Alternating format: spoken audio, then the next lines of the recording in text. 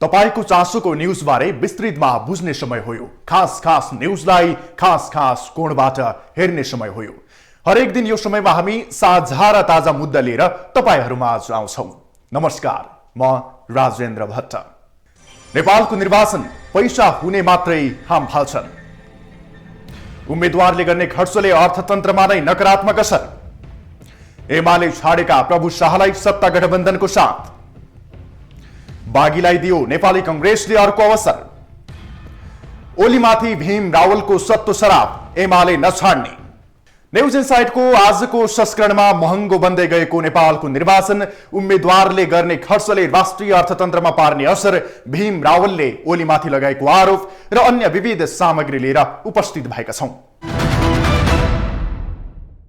निर्वाचनमा उम्मेदवार बन्न चाहनेहरूले खर्चको जोहो कसरी गर्छन्? यो प्रश्नले नेपालको निर्वाचनमा ठाउँ पाउन थालेको निकै वर्ष बितिसक्यो। नेपालको निर्वाचन अति महँगो बन्दै गएको तथ्य सत्य हो। यो सत्य अब लुक्दैन। निर्वाचन महँगो बनेकै कारण जनाधार भएर पनि धेरै योग्य व्यक्तिहरू चुनावी मैदानबाट पन्छिँदै आएका छन्। निर्वाचन जित्ने आधार पार्टीको एजेन्डा हो या पैसाको बल? यो प्रश्न पेशिलो बन्दा नेपालले अँगाल्दै आएको मिश्रित निर्वाचन प्रणाली नै बहसको विषय समेत बन्न थालेको छ। निर्वाचन महँगो पर्दा यसले अन्ततः नेपालमा नै भ्रष्टाचारले प्रश्रय पाएको छ। निर्वाचनमा जुटाउनु पर्ने खर्चले धेरै उम्मेदवारले घर खेत गुमाउँदै आएका छन्। त्यसमाथि मतदातामा पनि पार्टीको सिद्धान्त भन्दा पनि पैसाको आधारमा उम्मेदवारको लोकप्रियता मापन हुन थालेपछि खर्च नगरी चुनाव जित्न अब नेपालको सन्दर्भमा गाह्रो भइसकेको अवस्था छ। यो यथार्थलाई चिर्न किन पनि नसक्ने अवस्था छ भने निर्वाचन आयोगले नै उम्मेदवारलाई तोकिदिने खर्चको सीमा हरेक निर्वाचनमा बढ्दो छ, जुन सामान्य हैसियत भएका इमानदार योग्य उम्मेदवारहरूका लागि निकै महँगो पर्न जान्छ। त्यसमाथि यस पटकको प्रतिनिधि सभा र प्रदेश सभा निर्वाचन मुख्य चाडबाड दशैं र तिहार छेक पारेर सुरु भएकोले उम्मेदवारका लागि निकै महँगो पर्न जाने निश्चित जस्तै भएको छ। नेपालको सन्दर्भमा निर्वाचन प्रणाली बारे विभिन्न विद्वान, सम्बन्धित विज्ञ, विधिवेत्ताहरू, राजनीतिक दलका नेता र कार्यकर्ता लगायत आम जनता समेतले नेपालको मिश्रित निर्वाचन प्रणालीमाथि धेरै खर्चिलो भएको आरोप लगाउँदै आएका छन्। यसले भ्रष्टाचारलाई पनि बढावा दिएको गुनासो पनि निकै बढ्दो छ। तर निर्वाचन प्रणालीको दोष दिएर आफूहरू नसच्चिने हो भने कुनै पनि प्रणाली दोष रहित भने हुँदैन। 2046 सालको राजनीतिक परिवर्तनपछि यो देशमा उपनिर्वाचन समेत गरी 7 वटा निर्वाचन भइसकेको छ। नेपाल जस्तो गरिब देशले 7औं पटकको चुनावसम्म आइपुग्दा राज्यको ढुकुटीबाट करिब 71 अर्ब खर्च गरिसकेको छ। नेपालमा 2048 सालदेखिका निर्वाचनमा स्वयं निर्वाचन आयोगले गर्न दिएको खर्चको सीमा हेर्ने हो भने पनि निर्वाचन महँगो बन्दै गएको स्वतः पुष्टि हुन्छ। निर्वाचन प्रणाली र हाम्रो यो शासकीय चाहिँ प्रणाली चाहिँ बिल्कुल जनताको आवश्यकता र राष्ट्रको आवश्यकता अनुकूल छैन। यो निर्वाचन प्रणाली सामान्य जनताले चाहिँ निर्वाचन लड्न सक्ने खालको पनि छैन, निकै महँगो। र यही निर्वाचन प्रणाली र अनि सांसद हुने र चाहिँ बहुमतले प्रधानमन्त्री हुने प्रणालीको कारणले भ्रष्टाचार चाहिँ निकै मौलाउने कारण पनि त्यसैभित्र लुकेको छ।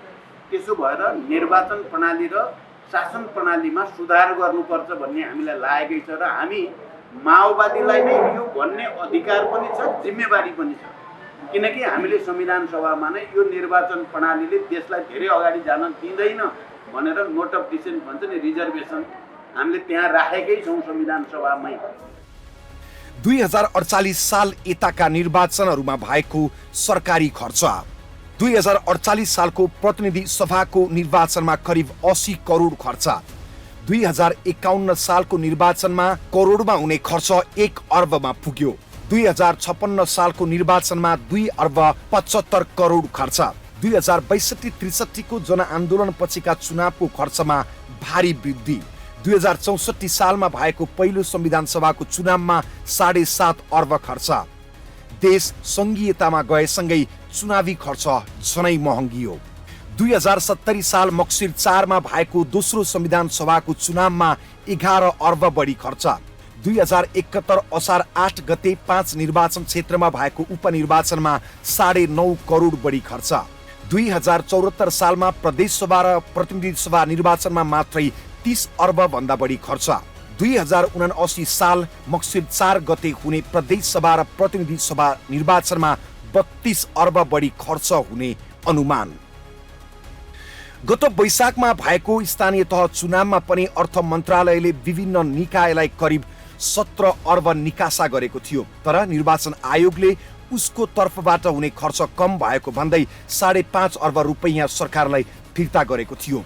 मक्सिर 4 गते हुने निर्वाचनका लागि निर्वाचन आयोगले आफ्नो तर्फबाट 10 अर्ब खर्च हुने आकलन गरेको छ, तर अन्य निकायले गर्ने खर्च पनि आयोगले गर्ने खर्चकै हाराहारीमा हुने गर्छ।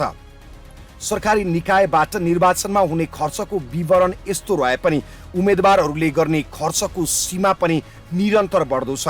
निर्वाचन आयोगले दिएको औपचारिक सीमा एकातिर भए पनि उम्मेदवारहरूले निर्वाचनमा गर्ने खर्चले डाँडा काँडा नाग्ने गरेको स्वयं उम्मेदवारहरू नै सार्वजनिक गरेका छन्। मैले 3 चोटि नवलपरासी क्षेत्र नम्बर 1 कैराकोट त्यहाँबाट 3 चोटि मैले जितेँ। पहिलो चुनावमा मेरो खर्च 80,000 रुपैयाँ थियो, दोस्रो चुनावमा 3 करोड र लास्ट चुनावमा 6 करोड। ल भन्नुहोस् त तपाईलाई कोही चुनाव गर्न चाहनुहुन्छ मेरो क्षेत्रबाट? म छोड्न तयार छु। भोट माग्नु पर्ने अवस्था अब रहेन। भोट किन्नु पर्ने अवस्थाका कारण धेरै उम्मेदवारहरूको अवस्था कन्त बिजोक नै बन्ने गरेको छ, जसको कारण धेरै उम्मेदवार धुती न टुप्पीको अवस्थामा पुग्ने गरेका छन्। धेरैले घरबार नै गुमाउनु पर्ने अवस्था आउँदा ऋणको भारीले थिचिनेहरू पनि उत्तिकै धेरै छन्। त्यसमाथि निर्वाचन आयोगले उम्मेदवारले निर्वाचनमा गर्न पाउने खर्चको सीमा तोकिदिने गर्दै आएको छ, जुन हरेक निर्वाचनमा बढ्दो छ। उम्मेदवारले गर्न पाउने खर्चको सीमा र यसमा भएको बढोत्तरी। 2048 सालमा प्रतिनिधि सभाको उम्मेदवारले 75,000 खर्च पाउने व्यवस्था। 2051 सालको निर्वाचनमा 1 लाख खर्च गर्न पाउने व्यवस्था। 2056 मा खर्चको सीमा वृद्धि 1,40,000 देखि 2,35,000 पुर्याइयो। 2064 मा थप वृद्धि गरी 4,56,000 खर्च गर्न पाउने व्यवस्था। 2070 सालमा उम्मेदवारलाई 10 लाखसम्म खर्च गर्न पाउने अनुमति। 2074 सालमा प्रतिनिधि सभाको सांसदका लागि 25 लाखको सीमा निर्धारण। 2079 सालमा प्रतिनिधि सभा प्रत्यक्ष तर्फका उम्मेदवारले 25 लाखदेखि 33 लाखसम्म खर्च गर्न पाउने। प्रदेश सभा तर्फका प्रत्यक्ष उम्मेदवारलाई 15 लाखदेखि 23 लाखसम्म खर्च गर्न पाउने अनुमति। समानुपातिकबाट सङ्घ तर्फका उम्मेदवारले प्रति उम्मेदवार 2 लाख बराबर, प्रदेशतर्फ बन्द सूचीमा राखेका प्रति उम्मेदवार 1,50,000 सम्म खर्च गर्न पाउने। तर निर्वाचनमा यो हद कुनै पनि हालतमा कायम हुँदैन। धेरै उम्मेदवारहरू यस्ता पनि छन् जसले यो तोकिएको खर्च पनि गर्न सक्ने हैसियत राख्दैनन्। तर कतिपय उम्मेदवार यस्ता छन् जसले निर्वाचनमा पैसाको खोलो नै बगाउन सक्छन् र बगाउँदछन् पनि। निर्वाचन आयोगले यसमा निगरानी राख्न भने सकेको छैन। जसले जनतामा निहित यो सार्वभौम सत्ता विभिन्न ढङ्गले प्रभावित गर्न सक्छु, खरिद गर्न सक्छु, मेरो पक्षमा ल्याउन सक्छु भनेर वकालत गर्छ, मलाई लाग्दछ त्यस्ता व्यक्तिले लोकतन्त्रको दुहाई दिनु उपयुक्त हुँदैन। त्यसकारण निर्वाचन खर्चको सीमालाई यही सैद्धान्तिक परिवेशबाट बुझ्नुपर्छ, व्याख्या गरिनुपर्छ।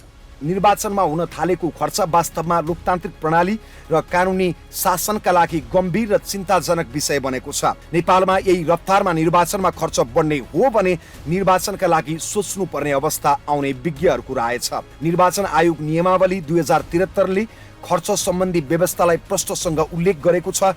नियमावलीको 13 र 14 नम्बर बुदामा गरिएको व्यवस्थामा उम्मेदवारको हकमा लागू हुने आचार संहिता र निर्वाचन खर्चको विवरण पेश गर्नुपर्ने उल्लेख छ। तर यो व्यवस्था अनुरूप उम्मेदवारहरू अझै हिँड्न सकेका छैनन्।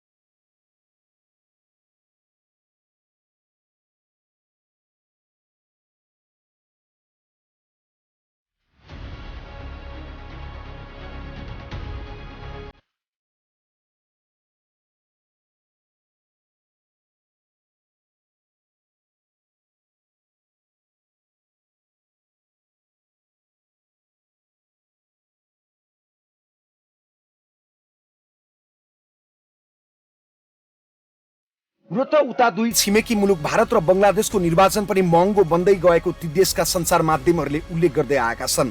दुई छिमेकी भारत र बङ्गलादेशमा भएको व्यवस्था यस्तो छ। भारतीय निर्वाचन आयोगद्वारा उम्मेदवारले गर्न पाउने खर्चमा भारी वृद्धि। सन् 2014 को तुलनामा सन् 2022 मा उम्मेदवारले गर्ने खर्चको सीमा बढाइयो। विधानसभाको निर्वाचनमा सहभागी हुने उम्मेदवारले 40 लाख भारूसम्म खर्च गर्न पाउने, लोकसभा सदस्यको उम्मेदवारलाई सन् 2014 मा 70 लाख भारू खर्च गर्न पाउने अनुमति, तर सन् 2022 को निर्वाचनमा 95 लाख भारूसम्मको सीमा तय। बङ्गलादेशमा उम्मेदवारले 15 लाखदेखि 25 लाख टाकासम्म खर्च गर्न पाउने व्यवस्था। बङ्गलादेशको कानुन अनुसार प्रति मतदाता 10 टाकासम्म खर्च गर्न पाउने व्यवस्था। निर्वाचन वास्तवमा प्रजातन्त्रको सौन्दर्य नै हो, तर नेपालमा निर्वाचन मार्फत भित्रिएको विकृतिले खर्चको सीमाको हद बढाउँदै लगेको छ। मुलुक कङ्गाल बनेर केहीलाई नवधनाढ्य बनाउने यो निर्वाचन व्यवस्थाको बारेमा आम मतदाता पनि जागरुक बन्न जरुरी छ। प्रदेश र सङ्घको चुनावमा त उनीहरूले 50औं करोड खर्च गर्ने भयो, अरबतिर जाने भयो भने श्रमजीवी जनताले अब क्रान्तिकारीहरूले चुनाव लडेर जितेर आउने भने त सपना जस्तो हुने भयो। आउने को भए दलाल पुँजीपतिहरू आउने भए, नोकरशाह पुँजीपतिहरू आउने भए, भ्रष्टहरू आउने भए। नेपाल राष्ट्र ब्याङ्कका पूर्व गभर्नर डाक्टर सुरेन्द्रजीवी नेपालले निर्वाचनमा उम्मेद्वारबाट हुने अनावश्यक खर्चले समग्र अर्थतन्त्रमा नै असर पर्ने बताएका छन्। खर्चले वित्तीय क्षेत्र क्रियाशील भए जस्तो देखिने गरे पनि यो खर्च उल्टै अर्थतन्त्रका लागि प्रत्युत्पादक बन्ने उनको ठहर छ। बैंक तथा वित्तीय क्षेत्रको रकम निर्वाचनमा उम्मेद्वारले गर्ने खर्चका कारण अनौपचारिक क्षेत्रमा पुग्ने हुँदा यसको प्रभाव सकारात्मक हुने पूर्व गभर्नर नेपालको भनाइ छ। यसले ब्याङ्किङ तरलतालाई अझै घटाउने पनि उनको निष्कर्ष छ। नमस्कार, म प्रशान्त ठाकुर। मुलुकमा अहिले चुनावको सरगर्मी बढेको छ र जब जब चुनाव नजिक हुँदै जान्छ खर्चको चर्चा पनि चुलिन्छ। चुनावमा हुने खर्चले अर्थतन्त्र चलायमान हुने कुरा पनि कतिपयले तर्क गर्छन्, तर के साँच्चीकै चुनावमा जुन खर्च हुन्छ त्यसले अर्थतन्त्रमा सकारात्मक प्रभाव पार्छ वा अर्थतन्त्र चलायमान हुन्छ? त्यसै गरी उम्मेदवारको बढ्दो खर्चले अर्थतन्त्रमा कस्तो प्रभाव पार्छ र चुनावी खर्चले नै देशको अर्थतन्त्रमा समृद्धि आउँछ लगायतका विषयमा हामी आज कुराकानी गर्दैछौँ नेपाल राष्ट्र ब्याङ्कका पूर्व गभर्नर तथा अर्थविद चिरञ्जीवी नेपालसँग। सर, यहाँलाई स्वागत छ। धन्यवाद। सर, यो हाम्रो दर्शकहरूलाई चाहिँ सुरुमा यो चुनाव जतिखेर नजिक आए पनि चुनावमा को खर्चको चर्चा चाहिँ चुलिने गर्छ। अब चुनावमा खर्च हुन्छ, वास्तवमा चुनावी खर्चले चाहिँ अर्थतन्त्रमा कसरी प्रभाव पार्छ र त्यो अर्थतन्त्र साँच्चीकै चलायमान हुन्छ वा हुँदैन, त्यसको बारेमा अलिकति विस्तृतमा भनिदिनुहोस् न। यो के हुन्छ भन्दा हरेक देशमा चुनाव आउँदाखेरि चाहिँ आर्थिक क्रियाकलापहरू बढ्ने हुन्छ। कारण के हो भनेर भन्दाखेरि चुनावको बेलामा चाहिँ नि मागहरू धेरै हुन्छ, जुन उपभोग्य वस्तुहरूको माग चाहिँ नि अझै बढी हुन्छ, जसले चुनावको बेलामा प्रचारदेखि लिएर अरू वस्तुहरू जुन खपत हुन्छन् चुनावको बेलामा त्यस्ता वस्तुहरूको चाहिँ नि माग अत्यधिक बढ्ने भाव हुनाले चुनावको बेला सरकारले पनि खर्च गर्छ पैसा चुनाव गराउनको लागि, निर्वाचन आयोग लगायत मार्फत।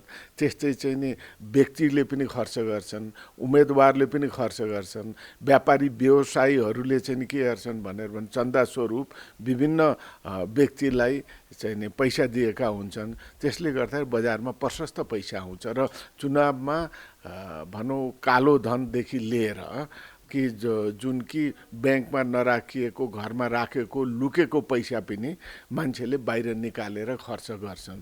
त्यो संसारभरिकै चलन हो, संसारमा जहाँ पनि हुन्छ। र चुनावी वर्ष आर्थिक क्रियाकलाप बढ्ने भाव हुनाले कमसेकम 1%देखि 2% आर्थिक क्रियाकलाप बढेको देखिएको छ। मलेसियामा भएको एउटा अनुसन्धानबाट 2000 देखि 2018सम्म भएको अनुसन्धान र इन्डियामा भएको अनुसन्धानबाट पनि त्यो देखिएको छ। किन आर्थिक क्रियाकलाप हुने क्रियाकलापहरू चाहिँ चुनावी वर्षमा बढ्छ। यो एउटा मतलब संसारमा देखिएको छैन, स्पष्ट रूपमा देखिएको छैन एउटा भनौँ कुरा हो। अब नेपालको सन्दर्भमा अहिले बजारमा तरलताको अभाव छ, त्यसले गर्दा ब्याङ्किङ सेक्टरमा भएको पैसा पनि उम्मेदवारले र व्यापारी व्यवसायीहरूले या सङ्घ संस्थाले निकालेर उम्मेदवारलाई दिन्छन्। अहिले बजारमा पैसाको अभाव झन् बढी हुने स्थिति छ र अर्को आर्थिक क्रियाकलाप बढ्ने र बुझ्ने डिमान्डहरू हुने त्यो स्वाभाविक हो, नेपालमा पनि हुन्छ। तर यो मात्रै क्रियाकलापले नेपालको सन्दर्भमा चाहिँ नि आर्थिक क्रियाकलापहरू बढेर अब अहिलेको स्थितिमा आर्थिक वृद्धि जुन छ 8% पुग्ने स्थिति त मैले देख्दिनँ। किनभने मङ्सिरपछि जो सरकार आउँछ त्यसले नीतिमा परिवर्तन गर्ने हरेक कुराले गर्दाखेरि अहिले धेरै आयोजनाहरू कुन सुरु गर्ने कुन नगर्ने भनेर पर्खेर हेर भनेर चाहिँ यो निजी क्षेत्र लगायतका सङ्घ संस्थाहरू बसेका पनि छन्। त्यस कारणले गर्दा नेपालमा यसले आर्थिक क्रियाकलाप बढाए पनि जुन औपचारिक क्षेत्रको आर्थिक क्रियाकलापलाई यसले सहयोग पुर्याउने स्थिति मैले देख्दिनँ। अनौपचारिक क्षेत्र चाहिँ नि यसले बढाउँछ। सबभन्दा डरलाग्दो पक्ष के हो भन्दा ब्याङ्किङ सेक्टरमा पैसा नआउने, भएको पैसा पनि बाहिर जाने र अनौपचारिक सेक्टरमा चाहिँ नि आर्थिक क्रियाकलाप बढ्नाले अर्थतन्त्र कुन रूपमा कुन दिशामा जान्छ भन्ने त्यो निकोल गर्न भोलिको दिनमा गाह्रो पर्ने स्थिति मैले देखेँ। भनेपछि अहिले अनप्रिडिक्टेबल अवस्था छ। तर जुन तरलता अभाव अहिले सुनिँदै आएको छ, कतिपयले यसलाई स्पष्ट भाषामा बुझ्दैन। हाम्रो दर्शकहरूलाई अलिकति सरल भाषामा भन्नुपर्दाखेरि यसले जुन तरलता अभाव के हो र चुनावी खर्चले अहिलेको जुन चुनावी खर्च हुन्छ बजारमा यसले तरलता अभावलाई कस्तो किसिमको प्रभाव पार्छ, यसले अझ सिर्जना गर्छ वा के हुन्छ, यसलाई अलिकति सामान्य भाषामा सबैले बुझ्ने भाषामा भन्नु। ब्याङ्कमा ब्याङ्क वित्तीय संस्था तरलताको अभाव त यसले अझै बढाउँछ, किन भएको पैसा निकाल्ने बेला हो यो। र अनौपचारिक क्षेत्र र सामान्य व्यक्तिहरूको हातमा चाहिँ नि यसले पैसा चाहिँ नि पठाइदिन्छ। अहिले तरलता पैसाको जुन छ, पैसा अहिले ब्याङ्कमा लगानी योग्य पैसा नहुनाले ब्याङ्कमा त्यसै पनि पैसाको अभाव छ। त्यो तरलताको अभाव भने त्यही हो। त्यसले गर्दा अब ब्याङ्कमा पैसा अहिलेको चुनावी उसबाट चाहिँ नि आउँदैन, मैले आफूले बुझेअनुसार। तर बाहिर पैसाहरू मजाले हुन्छ, व्यक्तिहरूसँग सङ्घ संस्थाहरूसँग पैसा हुन्छ, किन उम्मेदवारले पनि आफ्नो तरिकाले खर्च गरिरहेको हुन्छ र सबै उपभोग्य वस्तुहरू पनि बिक्री भइरहेको हुन्छ, आर्थिक क्रियाकलापहरू बढिरहेको हुन्छ, अर्थतन्त्र मजाले चलिरहेको हुन्छ। तर ब्याङ्किङ सेक्टरलाई चाहिँ नि यो चुनावी क्रियाकलापले चाहिँ नि फरक पार्दैन। ब्याङ्किङमा तरलता झन अभाव हुने सम्भावना मैले देखेको छु। अब उम्मेदवारको बढ्दो खर्चलाई पनि लिन्छ, जस्तै निर्वाचन आयोगले तोकेको भन्दा त बढी नै खर्च भइरहेको छ, त्यो आम कुरा जस्तै भइसकेको छ।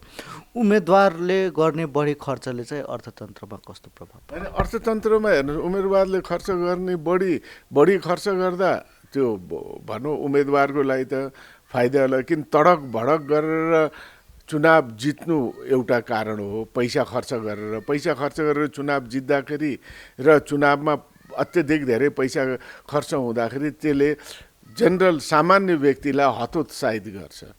चुनाव चाहिँ नि पैसा भएकाले मात्रै उठ्ने र गर्ने चिज रहेछ। अरू हामी असल राम्रा व्यक्तिहरू चाहिँ चुनावमा खडा हुन पनि नसक्ने, यो राम्रो प्रवृत्ति भएन भन्ने एउटा म्यासेज हो यो हुनु हुँदैन। त्यस कारणले गर्दा निर्वाचन आयोगले थोरै पैसा खर्च गर्नुपर्छ, पैसाको सीमा पनि तोकेको छ र ब्याङ्किङ च्यानलबाटै गर्नुपर्छ, चाहे चन्दा देऊ चाहे खर्च गर भनेर त्यो एउटा राखेको छ। यदि त्यो अनुशासनमा बस्ने हो भने ब्याङ्किङ सेक्टरलाई पनि फाइदा हुन्छ र जनरल पब्लिकलाई पनि यो चुनावमा त राम्रो व्यक्ति जाने हो, पैसावाला होइन भन्ने म्यासेज जान्छ। तर अहिलेको स्थितिमा जो पैसा छ, पैसावाला छन्, त्यस्ता व्यक्ति अधिकांशले टिकट पनि पाएछन् र जसले पैसा खर्च गर्न सक्छ त्यस्ता व्यक्तिहरू चुनाव उठेका छन्। त्यस कारणले गर्दाखेरि चुनावमा बढी पैसा खर्च गर्ने र एक किसिमले जनरल पब्लिकको लागि पनि हितकर होइन, अर्थतन्त्रको लागि पनि हितकर होइन, किन अर्थतन्त्रलाई हितकर होइन भन्दा अनौपचारिक क्षेत्र यसले बढाउँछ, इन्फर्मल सेक्टर, किनभने त्यो पैसा त बढी पैसा त खर्च नगर भनेको छ, ब्याङ्किङ च्यानलबाट आउँदैन, बाहिर अनौपचारिक क्षेत्रमा जान्छ भनेपछि त्यो गलत हो। र अर्को चिज जनरल पब्लिकलाई हतोत्साहित गर्छ, किनभने पैसा खर्च गर्ने मान्छे मात्रै चुनावमा जान्छ भनेर। त्यस कारणले गर्दा यदि ब्याङ्किङ सेक्टरबाट खर्च नहुने र अर्को चिज बढी पैसा खर्च गरेर चुनावमा गर्दाखेरि यसले मुलुकलाई राम्रो म्यासेज चाहिँ नि जाँदैन। जस्तै यो कतिपयले के तर्क गर्छन् भने नेताहरूले जुन लुकाएर राखेको नगद हुन्छ, कालो धनहरू हुन्छ, त्यो बजारमा आउँछ र अन्ततः घुमेर त त्यो ब्याङ्कमै नै जाला भन्ने किसिमको जुन तर्क गर्छन्, यो कतिको सत्य हो? साँच्चीकै यो कालो धन जुन बाहिर आउँदाखेरि यसले देशको अर्थतन्त्रमा सकारात्मक प्रभाव पार्ने हो? एउटा चिज के छ, कालो धन अहिले त स्रोत नखुलेको सम्पत्ति भनिन्छ। स्रोत नखुलेको सम्पत्ति निकाल्ने बेला पनि अधिकांशको यही हुन्छ, चुनावको बेलै निकाल्छन्। स्रोत नखुलेको सम्पत्तिलाई खर्च गर्ने धेरैले, उम्मेदवारहरूले, पैसा भएकाहरूले, चन्दा दिनेदेखि लिएर उठ्नेहरूदेखि लिएर सब बजारमा उद्योग व्यवसाय लगानी गर्नेहरूले पनि यो हो। अब यसले एक किसिमले तपाईँले भनेको केही अंशमा ठिक छ। अब यसलाई कसरी भन्न सकिन्छ भन्दा कि चुनावमा अब यो तरिकाबाट चाहिँ नि पैसा आउँदाखेरि एक किसिमले यसलाई राम्रो भन्ने भन्दा पनि यो राम्रो चाहिँ नि होइन र त्यो पैसा ब्याङ्कमा आउँछ भन्ने त्यो मलाई त्यतिको विश्वास लाग्दैन, किनभने पहिलाको बेलामा पनि त्यसरी ब्याङ्कमा त्यसरी पैसा आएन। केही अंशमा आउँछ, केही हदसम्म आउँछ, तर जुन रूपबाट आउनुपर्ने आउँदैन। भने 10-20% जति आउला त्यत्रो पैसामा, तर त्यो पैसाहरू फेरि जस्तै जो व्यक्तिसँग छ त्यो व्यक्तिहरू या अरू व्यक्तिहरूमा अनौपचारिक क्षेत्र भनौँ न, त्यतातिर चाहिँ लुकेर फेरि बस्छ।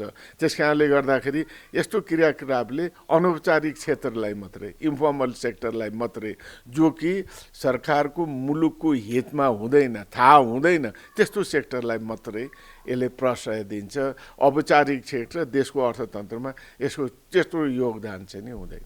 जस्तै विगतको तुलनामा उम्मेदवारहरूको खर्च गर्ने जुन सीमा छ नि त्यो पनि बढाउँदै लगिएको छ, स्वाभाविक रूपमै पनि बढाउँदै लगिएको छ। त्यसको कारण के होला? बढ्दो महँगी मात्रै होला वा अन्य कारणहरू पनि? त्यसको कारण त बढ्दो महँगी र चुनावको बेलामा अहिले खर्च तपाईँले भनेको अरू कारण मलाई लाग्दैन।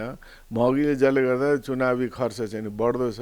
चुनावमा हुने उम्मेदवारहरूले विभिन्न क्षेत्रमा जानु पर्यो, खर्च गर्नुपर्छ आफ्नो। त्यसले गर्दाखेरि एउटा लिमिट सीमा संसारभरि जहाँ पनि तोकिन्छ, यहाँ पनि तोकिया हो। त्यसको अरू कारण चाहिँ नि मैले देख्दिनँ। महँगी नै हो, मुद्रास्फीतिले गर्दाखेरि अलिक खर्च चाहिँ नि बढ्नुपर्छ भनेर विभिन्न पोलिटिकल पार्टीहरूले पनि भनेको र अन्तर्राष्ट्रिय स्तरमा हेर्दाखेरि यो जायज हो भनेर निर्वाचन आयोगले गरे आउनु। उम्मेदवारहरूलाई तोकिएको खर्च एउटा हुन्छ, तर जुन भनौँ न ब्याङ्किङ च्यानलबाट छोडेर वा भनौँ न नदेखिने गरी लुकेर गरिने खर्च, विशेष त कतिपय नेताहरूले खुलेआम नै भन्ने गरेका छन् मेरो 3 करोड मेरो 6 करोड खर्च भयो। यसले चाहिँ देशको अर्थतन्त्रमा दीर्घकालीन प्रभाव के पार्न सक्छ? अनि यसले दीर्घकालीन भन्दा पनि एक किसिमले निर्वाचन आयोगले अनुशासनमा राख्नलाई भनेको हो। बढी पैसा खर्च नगर्नु, तडक भडक नगर्नु, जसले गर्दाखेरि साधारण मान्छेहरू हतोत्साहित हुन् चुनावदेखि। त्यस कारणले गर्दाखेरि यसले अर्थतन्त्रलाई भन्दा पनि यसले जुन रूपमा देशभित्र करप्सन बढेको छ भन्ने म्यासेज हो। भ्रष्टाचार बढेको छ, यो रूपमा भ्रष्टाचार बढेको छ भन्ने एउटा म्यासेज दिन्छ। यसले राम्रो गर्दैन। त्यसले गर्दा दीर्घकालमा चाहिँ यसले अर्थतन्त्रलाई चाहिँ गलत बाटोमा लैजाने मात्रै हो। त्यस कारणले गर्दाखेरि यसरी खर्च गर्न हुन्न र खर्च गराउनु पनि हुन्न। सामान्य जति छन् प्रचार प्रसारमा लागेका व्यक्तिहरूदेखि लिएर र चुनावमा जो उम्मेदवार उहाँहरूले पनि खर्च गर्न हुन्न। यसले पब्लिकलाई पनि हतोत्साहित गर्छ र पैसा भएका भ्रष्टाचार गर्ने पैसा कमाउने मान्छे मात्रै चुनावमा लड्न सक्छ भन्ने म्यासेज पनि यसले दिन्छ, यो राम्रो पनि होइन।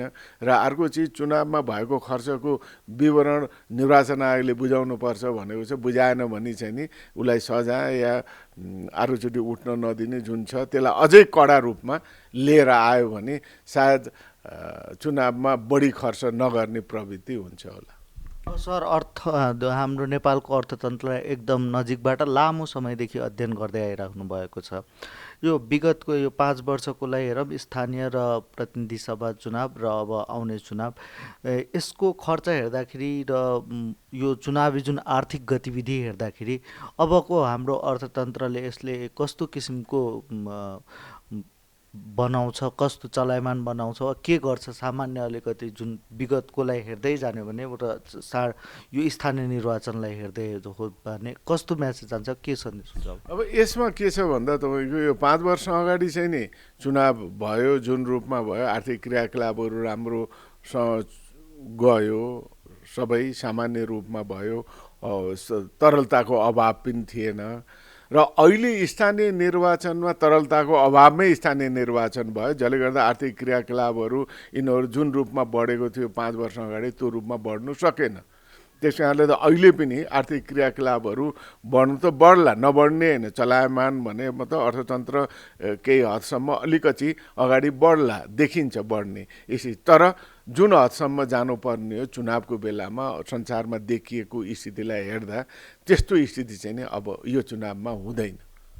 अर्को कतिपयको तर्क के छ भने चुनाव वा निर्वाचन भनौँ यो लोकतन्त्रको लागि राम्रो भए पनि मुलुकको लागि चाहिँ राम्रो होइन, अथवा यसले आर्थिक भार बढाउँछ। यो कतिसम्मको सत्य हो र यसको के साँच्चीकै यो चुनावमा हुने खर्चले देशको अर्थतन्त्रमा प्रभाव पार्छ? होइन, चुनावमा हुने उसले खर्चले देशको पारदर्शी खर्च र चुनावमा हुने उम्मेदवारले गर्ने खर्च, सरकारले गर्ने खर्च लगायत एक खर्चले चाहिँ देशको अर्थतन्त्रलाई प्रभाव पार्छ। संसारमा जहाँ पनि पार्ने हो पारेकै हुन्छ। र लोकतन्त्र बाहेक अहिले देखिएको संसारमा सबभन्दा उत्तम व्यवस्था भनेकै लोकतन्त्र हो, योभन्दा अर्को छैन। यसलाई राम्रो भनौँ, यो चुनाव भइरहन्छ, गरिरहन्छन्, किन जनताले नै कमाउने पैसा हो, जनताबाटै चुनिएको सरकार हो, जनताबाटै निर्देशित भएर खर्च गर्ने हो। त्यस कारणले गर्दाखेरि यसलाई अब नराम्रो भने पनि राम्रो भने पनि योभन्दा उत्कृष्ट व्यवस्था अर्को संसारमा देखिएको छैन। यो जस्तै सरकारले गर्ने खर्च, सरकारको जुन खर्च हुन्छ त्यसले चाहिँ अर्थतन्त्र चलायमान हुन्छ वा सरकारलाई वा भनौँ राज्यलाई घाटा पनि हो? त्यो राज्य त्यो भन्ने हो भने त अब त्यस्तो चिज हेर्दैन, किन लोकतन्त्रमा जनताको हितलाई सर्वोपरि राखेर काम गर्ने हो। किन यो 2-4 अरब रुपियाँकोलाई हेरेर चुनाव नगर्ने भन्ने हुँदैन। संसारमा जहाँ पनि अब चुनाव भइ नै रहा हुन्छ। लोकतान्त्रिक देशहरूमा चुनाव हुन्छ, पब्लिकको म्यान्डेट लिने हो, म्यान्डेट लिइसकेपछि फेरि गएर चलाउने हो मुलुक। त्यसले गर्दाखेरि यो केही अरब खर्चले यसलाई चाहिँ नि अब यो निश्चय पनि तपाईँले भनेको कुरा, त्यो पैसा त कुनै दुर्गम ठाउँमा खर्च गरे हुन्थ्यो नि भन्ने हो। त्यस कारणले गर्दा 5 वर्षसम्म सरकार नढलोस् भन्ने कारण त्यही हो, मध्यावधि नहोस् भन्ने हो। मध्यावधि भइरहने 2-3 वर्षमा सरकार ढाल्दै गर्ने, चुनाव गर्दै जाने, यसले चाहिँ नि अलिक बढी घाटा चाहिँ नि आर्थिक क्रियाकलाप हुने कुरालाई पनि रोकेर त्यो पैसा चुनावमा खर्च गर्नुपर्ने भाव हुनाले त्यसले केही हदसम्म घाटा गर्छ हो, सही कुरा। तर यो डेमोक्रेटिक भनौँ लोकतन्त्रभन्दा उत्कृष्ट व्यवस्था संसारमा अर्को छैन। यो बाध्यता छ, यो गर्नै पर्छ, के गर्ने। जस्तै मतदाताहरूलाई पैसा बाँड्ने प्रवृत्ति पनि छ, जुन नगद बाँड्छन्, यसले चाहिँ कस्तो प्रभाव पार्छ? सन्देश त पक्कै पनि नराम्रो। हेर्नुहोस्, त्यो त मतदातालाई जसले पैसा बाँडेको देखेको छ त्यो त कारबाही गर्नुपर्छ, निर्वाचन आयोगले कारबाही गर्नु। होइन, यसले चाहिँ आर्थिक रूपमा के साँच्चीकै कतिपयले चाहिँ त्यो तर्क गरेको पनि सुनेको छ मैले रिपोर्टिङ गर्ने क्रममा चाहिँ। अब मतदाताको हातमा, एउटा गरिबको हातमा पैसा जानु भनेको राम्रो कुरा हो भनेर त्यो एउटा हुन्छ, तर यसको वास्तविक प्रभाव चाहिँ के हो भनेर मेरो जिज्ञासा। वास्तविक प्रभाव चाहिँ एउटै हो तपाईँको। यसले के गर्छ भनेर भन्दा चुनाव भोट किन्ने, भोट किनेको राम्रो हो। तपाईँको मत, तपाईँको विचार तपाईँले बेचेको सरह हो। गरिबलाई थाहा छैन भोटको महत्त्व नभएपछि उसले पायो पैसा भन्ने कुरो होइन कि यो मतलाई हामी त मानिस हौँ, मानिस र जनावरमा त फरक छ। त्यसले गर्दा हामीले आफ्नो मत त हामीले त सोचेका हुन्छौँ नि उम्मेदवार कस्तो छ, के छ, कसरी छ, र हाम्रो मतलाई केही रुपियाँले किन्दाखेरि त्यो राम्रो प्रवृत्ति चाहिँ नि होइन, यसले नराम्रो चिज भ्रष्टाचार मौलाउँछ। त्यसले गर्दाखेरि राजनीतिक क्षेत्रमा यस्तो खालको भ्रष्टाचार मौलायो भने नेपालमा अलिकति मौलाउँदैछ, यसले राम्रो चाहिँ नि मुलुकलाई गर्दैन दीर्घकालमा। हस्, यहाँको समयको लागि धेरै धेरै धन्यवाद। धन्यवाद। मङ्सिर 4 गते हुने प्रतिनिधि सभा र प्रदेश सभा निर्वाचनका लागि माहौल तात्तिँदै गएको छ। निर्वाचनमा उम्मेद्वारले गर्ने खर्चको चर्चा पनि तातिएको माहौलसँग सुलिदो छ। निर्वाचनमा गर्ने खर्चलाई लिएर सर्वसाधारण के भन्छन् त? उनीहरूको प्रतिक्रिया उनीहरूकै शब्दमा। अब यो जुन खर्च चाहिँ गर्छन् उनीहरूको डबल हामी गरेर उठाएर यो चाहिँ चुनावमा चाहिँ खर्च गरेको राम्रो होइन। अब के हुनुपर्छ? उम्मेदवारले चाहिँ मतदाताले चाहिँ आफ्नो चाहिँ उसबाट चाहिँ भोट माग्नुपर्छ। त्यो पैसाको उसमा चाहिँ चलिरहेछ अहिलेसम्म, त्यो चाहिँ ठिक होइन। उनीहरूले भोट माग्छन् पैसा दिएर मागिरहेछन् क्या। अनि लास्टमा गएर जितिसकेपछि अनि हाम्रो अब ग्यासको भाउ, चामलको भाउ सबै बढिरहेको कारणले यो जुन क्यान्डिडेटहरूले चुनावमा जुन भ्रष्टाचार गरेर खर्च गरिरहेको क्यान्डिडेटहरू छ, यसमा निर्वाचन आयोग एकदम कडा कारबाही गर्नुपर्छ। किनभने लास्टमा पनि गरेकोहरूमा कसैलाई कारबाही भएको हामीले सुनेको छैनौँ। त्यसमा अविलम्ब निर्वाचन आयोगले कसरी कन्ट्रोल हुन्छ, कुन टुल्स युज गर्नुपर्छ गरेर कारबाहीतिर लाग्नुपर्छ र यसलाई नियन्त्रण तुरन्त गर्नुपर्छ। यो चुनावमा हुने खर्चले चाहिँ आम सर्वसाधारणले कस्तो प्रभाव पर्ला जस्तो लाग्छ, विशेष त उम्मेदवारले गर्ने खर्चले? उम्मेदवारले गर्ने खर्चलाई त अब यो त विकृति फैलिरहेको छ, मान्छेले हेरिरहेको छ। हेर्दै मान्छेले कहाँबाट लाग्यो के लाग्यो भनेर समाजमा नि एउटा नकारात्मक प्रभाव परिरहेको छ यसले। त्यसलाई खै मेरो विचारमा त्यो नराम्रै खर्च हो। किनभने यो जुन अहिले खर्च हुन्छ, जुन यो जनताबाटै असुल लिने प्रवृत्ति हो। यो राम्रो कुरो त पक्कै पनि होइन होइन। यो सबै कुरा यो खर्च भनेको उनीहरूको खर्च भनेको हामीहरूले तिरेको करबाट निकालेको पैसाको खर्च हो। त्यही खर्च हो, करैको हो। हामीले तिर्नुपर्ने तिरिराखेको जुन कर हुन्छ नि त्यो अन्त नलागेर त्यो चुनावतिर लागेको हो। अब के भन्ने, त्यसलाई राम्रो कसरी भन्न सकिन्छ र? तपाईँलाई के लाग्छ, उम्मेदवारहरूले चाहिँ चुनाव खर्च घटाउनु? चुनावमा त खर्चै गर्न हुँदैन के वास्तवमा। उम्मेदवारहरूले चुनावमा खर्च गर्ने होइन नि, सरकारले गर्ने हो नि। जति कर्मचारी खटाउने यताउति गर्ने भनेको त सरकारको काम हो नि त। उम्मेदवारले त चुनावमा खर्च गर्ने होइन नि। उनीहरूले त जनतालाई विश्वास दिलाउनु सक्नु पर्यो नि हामीले कसरी गर्छौँ भनेर। नचाहिने खर्च नि चाहिएको खर्च हो र त्यो चुनावमा किन खर्च गर्ने बेकारीमा? यो चाहिँ पैसा उनीले बढी खर्च गर्ने हो, नउनीले नगर्ने हो। चुनावमा पैसा खर्च हुन्छ। अब यो चुनावै पैसाको लागि भइरहेछ। अब यो चुनावमा जोसँग पैसा छ त्यही चुनावमा लड्ने हो, अरूको कुनै भविष्य छैन। यो नराम्रो नै हो। किनभने चाहिँ अब यो चुनावमा खर्चहरू आइरहेको हुन्छ। खर्च उनीहरूले पछि हामीबाट नि असुल्यो। खर्च गर्नु भनेको पछि हामीबाट असुल्यो। तर खर्च नै नगरेर जति सकिन्छ आफै सजिलो गरेर गऱ्यो भने चाहिँ ठिक होला जस्तो लाग्छ। चुनावमा उम्मेदवारहरूले जुन खर्च गरिरहनु भएको छ त्यो कुनै पनि अर्थमा ठिक छैन।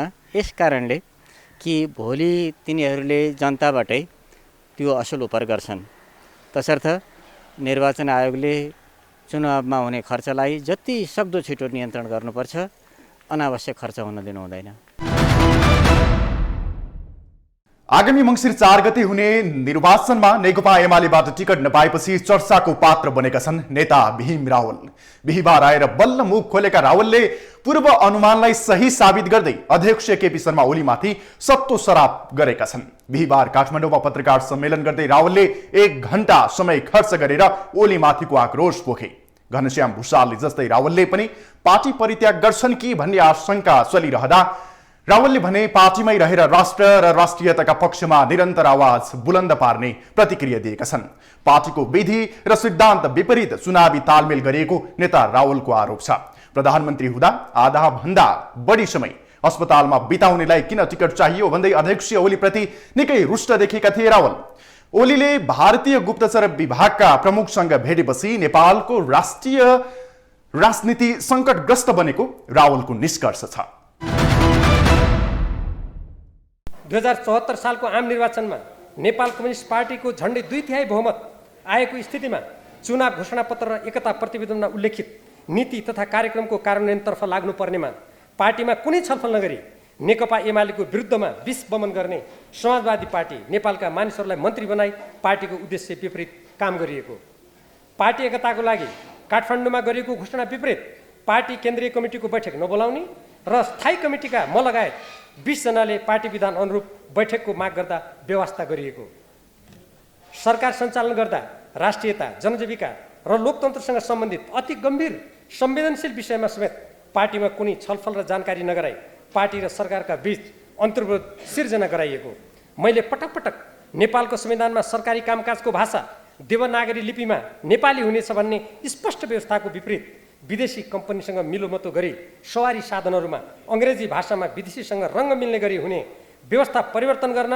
गरिएको मागको सुनवाई नभएको, माथिल्लो कर्णाली जलविद्युत आयोजना भारतीय कम्पनी जियामारले सम्झौता विपरीत निर्माण नगरी ओगटी रहन दिनुहुन्न र सम्झौता बदर गरिनुपर्छ तथा पश्चिम सेती जलविद्युत आयोजनाको कार्य अगाडि बढाइनुपर्छ भन्ने माग गर्दा व्यवस्था गरिएको, उल्टै पश्चिम सेती आयोजना निर्माणका लागि चिनिया कम्पनीसँग सम्झौता भइसकेको स्थितिमा हठात चिनिया पक्षसँग कुनै कुरा नगरी बजेट मार्फत सम्झौता रद्द गरिएको, नेपालको संविधानको धारा 279 मा सन्धि वा सम्झौताको अनुमोदन, सम्मिलन, स्वीकृति वा समर्थन गर्दा शान्ति र मैत्री, सुरक्षा एवं सामरिक सम्बन्ध, नेपाल राज्यको सीमा र प्राकृतिक स्रोत तथा त्यसको उपयोगको बाँडफाँडका विषयमा संसदको दुवै सदनको 2/3 बहुमतबाट गरिनुपर्ने र त्यसका लागि सङ्घीय कानुन ल्याउनु पर्ने व्यवस्थाप्रति व्यवस्था गरी लगानी बोर्डबाट मनपरी हुने स्थिति कायम गरिएको, विभिन्न काण्डले दुर्नाम एवं कम्युनिस्टलाई शैतान भन्ने दक्षिण कोरियाका मुनको युनिफिकेसन चर्च समर्थित युनिभर्सल पिस फाउन्डेसन र सरकारको आयोजनामा मुनकी पत्नीलाई एसिया प्रशान्त क्षेत्रीय सम्मेलनको नाममा प्रधानमन्त्री स्वयंले होटलमा डेरा गरी आतिथ्य दिनुका साथै निजबाट एमालेका निर्वाचित प्रतिनिधिहरूलाई 2075 साल मक्सिर महिनामा कथित होली वाइन अर्थात् पवित्र झोल पान गराउने कार्यक्रम गरिएको, यस्तो क्रियाकलापलाई मैले नेपालको संविधान, राष्ट्रिय मर्यादा र पार्टी नीति विपरीत भनी स्थायी कमिटी र सार्वजनिक रूपमा विरोध गर्दा मलाई प्रहारको निशाना बनाइयो। नेपालको कानुन र हित विपरीत रहेको अमेरिकी मिलेनियम च्यालेन्ज कर्पोरेसन एमसिसी सँगको सम्झौताबारे पार्टीबाट गठित कार्यदलको प्रतिवेदनलाई बैठकमा प्रस्तुत गर्न नदिई सो सम्झौतालाई प्रतिनिधि सभामा पेश गरिएको तथा अर्थमन्त्रीबाट राष्ट्रिय हित विरोधी एमसिसी कार्यान्वयन सम्झौता गरिएको, यस्तो गम्भीर विषयमा प्रतिनिधि सभामा छलफल गर्न नदिइएको, 2075 साल पुसमा परराष्ट्र मन्त्री प्रदीप गेवालीको अमेरिका भ्रमणको बेला असंलग्नता र स्वतन्त्र परराष्ट्र नीति विपरीत नेपालमा विदेशी सैनिक अड्डा रहने गरी अमेरिकी राज्य साझेदारी कार्यक्रम एसपिपीमा सहभागी हुने निर्णय भएको भनी अमेरिकी रक्षा मन्त्रालयको प्रतिवेदनमा उल्लेख भएको पाइएपछि सो सम्बन्धी कागजात स्थायी समिति र कार्यदलमा लिखित रूपमा माग गर्दा कुनै कागज छैन भनी नदिएको, तर केही समय अघि संसद र जनस्तरमा व्यापक विरोध भएपछि प्रधानमन्त्री केपी ओलीका पालामा सो सम्बन्धमा कार्यदल गठन गरी प्रतिवेदन तयार गरिएको भनी दाबी गरिएको, तर प्रतिवेदन बाहिर भने नल्याइएको एवं तत्कालीन प्रधानमन्त्रीहरू शेरबहादुर देउवा र पुष्पकमल दाहाल प्रचण्ड र नेपाली सेनाको तत्कालीन प्रधान सेनापतिले अमेरिकालाई पत्र पठाएको सार्वजनिक भएको, नेपाल र भारतका बीच भएको 1950 को असमान सन्धिलाई परिवर्तन गर्ने बारे 2052 सालमा नेकपा एमालेको अल्पमतको सरकारका प्रधानमन्त्री मनमोहन अधिकारीले भारतीय प्रधानमन्त्रीसँग वार्ता गरी कूटनीतिक माध्यमबाट प्रक्रिया अघि बढाउने सहमति भएकोमा त्यसलाई ओझेलमा पार्न तत्कालीन प्रधानमन्त्री बाबुराम भट्टराईले नेपाल र भारत सम्बन्धको समग्र अध्ययन गर्ने भनी प्रबुद्ध व्यक्ति समूहको गठन गर्ने भारतको प्रस्तावलाई अघि बढाएकोमा त्यसै अनुसार त्यो समूह गठन गरी प्रतिवेदन तयार भएको, तर सो प्रतिवेदनलाई बुझ्ने र बुझाउनेतर्फ केही नगरिएको, परिणामस्वरूप नेपाल र भारतका बीच पहिले भएको सहमति तथा नेपालको संविधानको धारा 51 ड अनुसार असमान सन्धि र सम्झौताको पुनरावलोकन गर्ने व्यवस्था समेत निष्क्रिय पारिएको, 2075 साल भदौमा नेपालको संविधानको धारा 51 ड विपरीत भारतमा हुने संयुक्त सैनिक अभ्यासमा नेपाललाई सहभागी गराउने निर्णय गरिएको र त्यसको मैले विरोध गरेको, संसद र जनस्तरमा व्यापक विरोध भएपछि उक्त निर्णय रद्द भएको, भारतीय दूतावासको दबावमा भारतबाट आयात हुने तरकारी बिसातीको परीक्षण रोकिएको, त्यसको मैले आलोचना गरेको। प्रधानमन्त्री केपी ओलीबाट पहिले त्यस्तो पत्र आएको अस्वीकार गरिएको र पछि पत्र सार्वजनिक भएपछि क्षमा याचना गर्नु परेको। नेपालको राज्य कोषबाट 1.5 अरब रुपियाँ खर्च गरेर भारतीय आइफा पुरस्कार त्यहाँका चलचित्र कर्मीलाई सैनिक मञ्च टुँडिखेलमा ठुलो कार्यक्रम गरी वितरण गर्ने निर्णय गरिएको। यसको म समेत संसदको अन्तर्राष्ट्रिय सम्बन्ध समितिले विरोध गरेको, संसद र जनस्तरबाट विरोध भएपछि उक्त कार्यक्रम रद्द भएको। नागरिकता विधेयकबारे प्रधानमन्त्री निवास बालुवाटारमा 2 दिन छलफल गरी निष्कर्ष निकालेर राज्य व्यवस्था तथा सुशासन समितिमा 22 महिना छलफल भई प्रतिनिधि सभामा पेश भएको प्रतिवेदनलाई नेकपाको अत्यधिक बहुमत भएको बेला सदनमा निर्णयार्थ पेश गर्न नदिइएको, पार्टीमा कुनै छलफल नगरी राजनीतिक दल सम्बन्धी ऐन 2073 को दल विभाजन सम्बन्धी व्यवस्था र संवैधानिक परिषद काम कर्तव्य र अधिकार सम्बन्धी ऐन 2066 मा संविधान विपरीत संशोधन गर्न अध्यादेश जारी गरिएको, त्यसबारे प्रतिनिधि सभामा छलफल हुनुपर्ने माग राख्दै 2077 साल पुस 3 गते प्रतिनिधि सभाका सदस्यहरूको हस्ताक्षर सहितको प्रतिवेदन राष्ट्रपति समक्ष समावेदन गरिएको दिन हामीले सहमति अनुरूप समावेदन फिर्ता लिएको, तर उक्त अध्यादेश फिर्ता लिन प्रतिनिधि सभा विघटन नगर्ने र पार्टीमा समस्या समाधान गरी एक भएर जाने भनी बालुवाटारमा बसेको थाई कमिटीको बैठकमा गरेको प्रतिबद्धता उल्लङ्घन गरिएको। नेपालको भौगोलिक अखण्डता विरुद्ध अभियान चलाउने सिके राउतलाई राजकीय सम्मान दिँदै 2 देशबीचका हुने सम्झौताको जस्तो भाषा प्रयोग गरी सम्झौता गरिएको। गत स्थानीय निर्वाचनमा निजको पार्टी तथा संविधान दिवसलाई कालो दिवस भन्ने र नेपालमाथि भारतीय नाकाबन्दीलाई वीरगञ्जमा धरना र जुलुस निकालेर समर्थन गर्ने लोसपासँग साँठगाँठ गरी नेकपा एमालेको सिद्धान्त र मान्यताको उल्लङ्घन गरिएको। पार्टीमा कुनै छलफल नगरी 2076 सालमा राष्ट्रिय सभाका सदस्यको निर्वाचनमा महन्त ठाकुर नेतृत्वको पार्टीसँग साँठगाँठ गरिएको। संविधान सभाबाट नेपालको संविधान बनाउँदा देशमा राजनीतिक स्थायित्व कायम गर्न प्रतिनिधि सभामा सरकार बनाउने विकल्प रहँदासम्म प्रतिनिधि सभा विघटन गर्न नपाइने भनी राखिएको प्रावधान विपरीत पार्टीमा कुनै छलफल नगरी 2077 साल पुस 5 गते प्रतिनिधि सभा भङ्ग गरिएको कार्य संविधान सम्मत नभएको सर्वोच्च अदालतको ठहर हुँदाहुँदै देशमा कोरोना महामारीको प्रकोप भएको बेला 2078 साल जेठ 8 गते फेरि प्रतिनिधि सभा विघटन गरिएको। राजनीतिक दलहरूको सहमति बमोजिम संविधानमा रहेको प्रावधान उल्लङ्घन हुँदा देशमा सिर्जना हुन सक्ने अप्रिय स्थितिप्रति संवेदनशील भई म लगायतका प्रतिनिधि सभाका सदस्यहरूले नयाँ प्रधानमन्त्रीको नियुक्तिका लागि राष्ट्रपति समक्ष प्रस्तुत गरिने आवेदन तथा प्रतिनिधि सभाको पुनर्स्थापनाका लागि सर्वोच्च अदालतमा दायर गरिने समावेदनमा हस्ताक्षर गर्ने स्थिति संविधानको व्यवस्था विपरीत प्रतिनिधि सभा विघटन नगरिएको भए नआउने स्पष्ट रहेको। अदालतले प्रतिनिधि सभाको पुनः बहालीको फैसला गरेपछि नवनियुक्त प्रधानमन्त्रीलाई विश्वासको मत दिने सन्दर्भमा मैले मत नदिएर प्रतिनिधि सभा सदस्यबाट नै राजीनामा गरेको तथ्य सर्वविदित रहेको छ। भारतले नेपालको दार्चुला जिल्लाका लिम्पियाधुरा, लिपुलेक र कालापानी क्षेत्रलाई आफ्नो नक्सामा राख्नुको साथै कालापानीमा सडक बनाउन थालेपछि त्यसको विरोध गर्दै ती क्षेत्र समेटेर नेपालको नक्सा प्रकाशित गरिनुपर्ने मागप्रति व्यवस्था गरिएको र सदन, सडक र पार्टी सचिवालयको दबावपछि मात्र सहमति जनाइएको। 2078 साल असारमा आफ्ना पार्टीका नेताहरूलाई थाहै नदिए ठाकुर नेतृत्व गुटको जनता समाजवादी पार्टीका 11 जना मन्त्री बनाइएको र सो कार्य गलत भनी सर्वोच्च अदालतले आदेश दिएको। राष्ट्रिय सुरक्षा नीतिको कार्यान्वयन, असमान सन्धि सम्झौताहरूको नेपालको संविधानको धारा 51 ड अनुरूप पुनरावलोकन र विस्थापन, सुशासन, भ्रष्टाचार नियन्त्रण, प्राकृतिक स्रोतहरूको संरक्षण तथा राष्ट्रिय हितमा सदुपयोग सम्बन्धी विषयलाई पार्टी थाई कमिटीको बैठक र संसदमा अनेक पटक उठाउँदा पनि नसुनिएको। पार्टीका कतिपय महत्त्वपूर्ण केन्द्रीय विभागहरूमा पार्टी निर्माणमा कुनै योगदान नगरेका नाफाखोर, बिचौलिया र अन्तर्राष्ट्रिय वित्तीय पुँजीवादका पृष्ठपोषकहरूलाई जिम्मेवारी दिइएको तथा लामो समय निरन्तर पार्टीको लागि कठोर सङ्घर्ष गर्दै सङ्गठन निर्माण गर्ने कैयौँलाई नेकपा एमालेको महाधिवेशनबाट पारित राजनीतिक बाटो, नीति र कार्यनीति एवं जनताको बहुदलीय जनवादका मान्यताको विपरीत केन्द्रीय कमिटीको सदस्य र निर्वाचनको उम्मेदवारीमा पाखा लगाइएको। पार्टी एकता र विभाजनको प्रसङ्ग। पार्टी एकता र विभाजनका सन्दर्भमा निम्नलिखित तथ्यले के देखाउँछन्? पार्टीभित्रका समस्या र सरकारको अध्यादेशबारे छलफलका लागि 2077 साल वैशाखमा पार्टी विधान अनुरूप 20 जना थाई कमिटीका सदस्यहरूले बैठकको माग गर्दा पुरै व्यवस्था गरिएको। पार्टीमा उत्पन्न विवादको समाधान गर्दै एकता कायम गर्नको लागि 2077 साल साउन 30 गते महासचिव विष्णुप्रसाद पौडेलको संयोजकत्वमा म लगायत 6 सदस्यीय समस्या समाधान कार्यदल गठन भई त्यसले भदौ 6 गते बुझाएको प्रतिवेदनलाई भदौ 26 गते थाई कमिटीको बैठकले कार्यान्वयनका लागि अनुमोदन गरी पार्टी एकतालाई अक्षुण्ण राख्ने र जनता एवं राष्ट्रको हितमा समर्पित निस्वार्थ एवं सिद्धान्तनिष्ठ एकताको पक्षमा दृढताका साथ उभिने प्रतिज्ञाको स्वयं पार्टी अध्यक्षबाट नै उल्लङ्घन भई समस्याको समाधानमा तगारो हालिएको। 2017 साल फागुन 23 गते षड्यन्त्रपूर्ण परिवेशमा नाटकीय रूपमा नेकपाको दर्ता खारिज गर्ने सर्वोच्च अदालतको निर्णयको स्वागत गरिएको र पार्टी एकता गर्ने भए 15 दिनभित्र निर्वाचन आयोगमा सम्पर्क गर्नु भनी दिएको निर्देशनबारे पार्टीको बैठकमा कुनै छलफल नगरी फागुन 28 गते प्रधानमन्त्री निवासमा आफ्ना पक्षधरहरूको भेलाबाट केन्द्रीय कमिटी भङ्ग गरी थप सङ्कट सिर्जना गरिएको।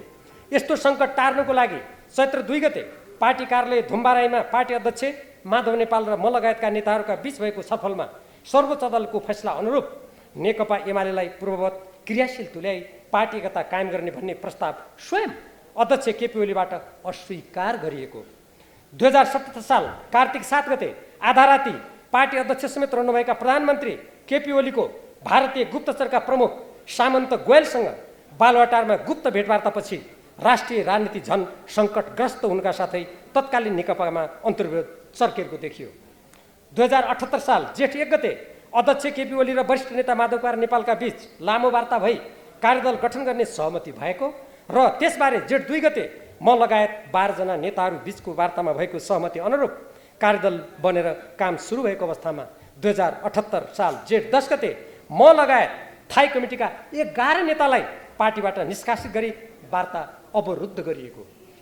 पार्टी एकता कायम गर्ने उद्देश्यका साथ पुनः 2078 साल असार 20 गते प्रधानमन्त्री तथा पार्टी अध्यक्ष केपी ओलीसँग बालुवाटारमा भएको मेरो लामो कुराकानीमा कार्यदलको निष्कर्ष स्वीकार गर्ने र पूर्ण सहयोग गर्ने वचन प्राप्त भएपछि कार्यदलमा रहने मेरो अनिच्छा हुँदाहुँदै पनि मैले असार 21 गतेदेखि वार्ता सुरु गरी असार 27 गते अध्यक्ष ओली र वरिष्ठ नेता माधव नेपालसँगको समन्वय र सहमतिमा 11 जना थाई समितिका नेताहरूको निकै मेहनतपछि 10 बुँदे सहमति भएको।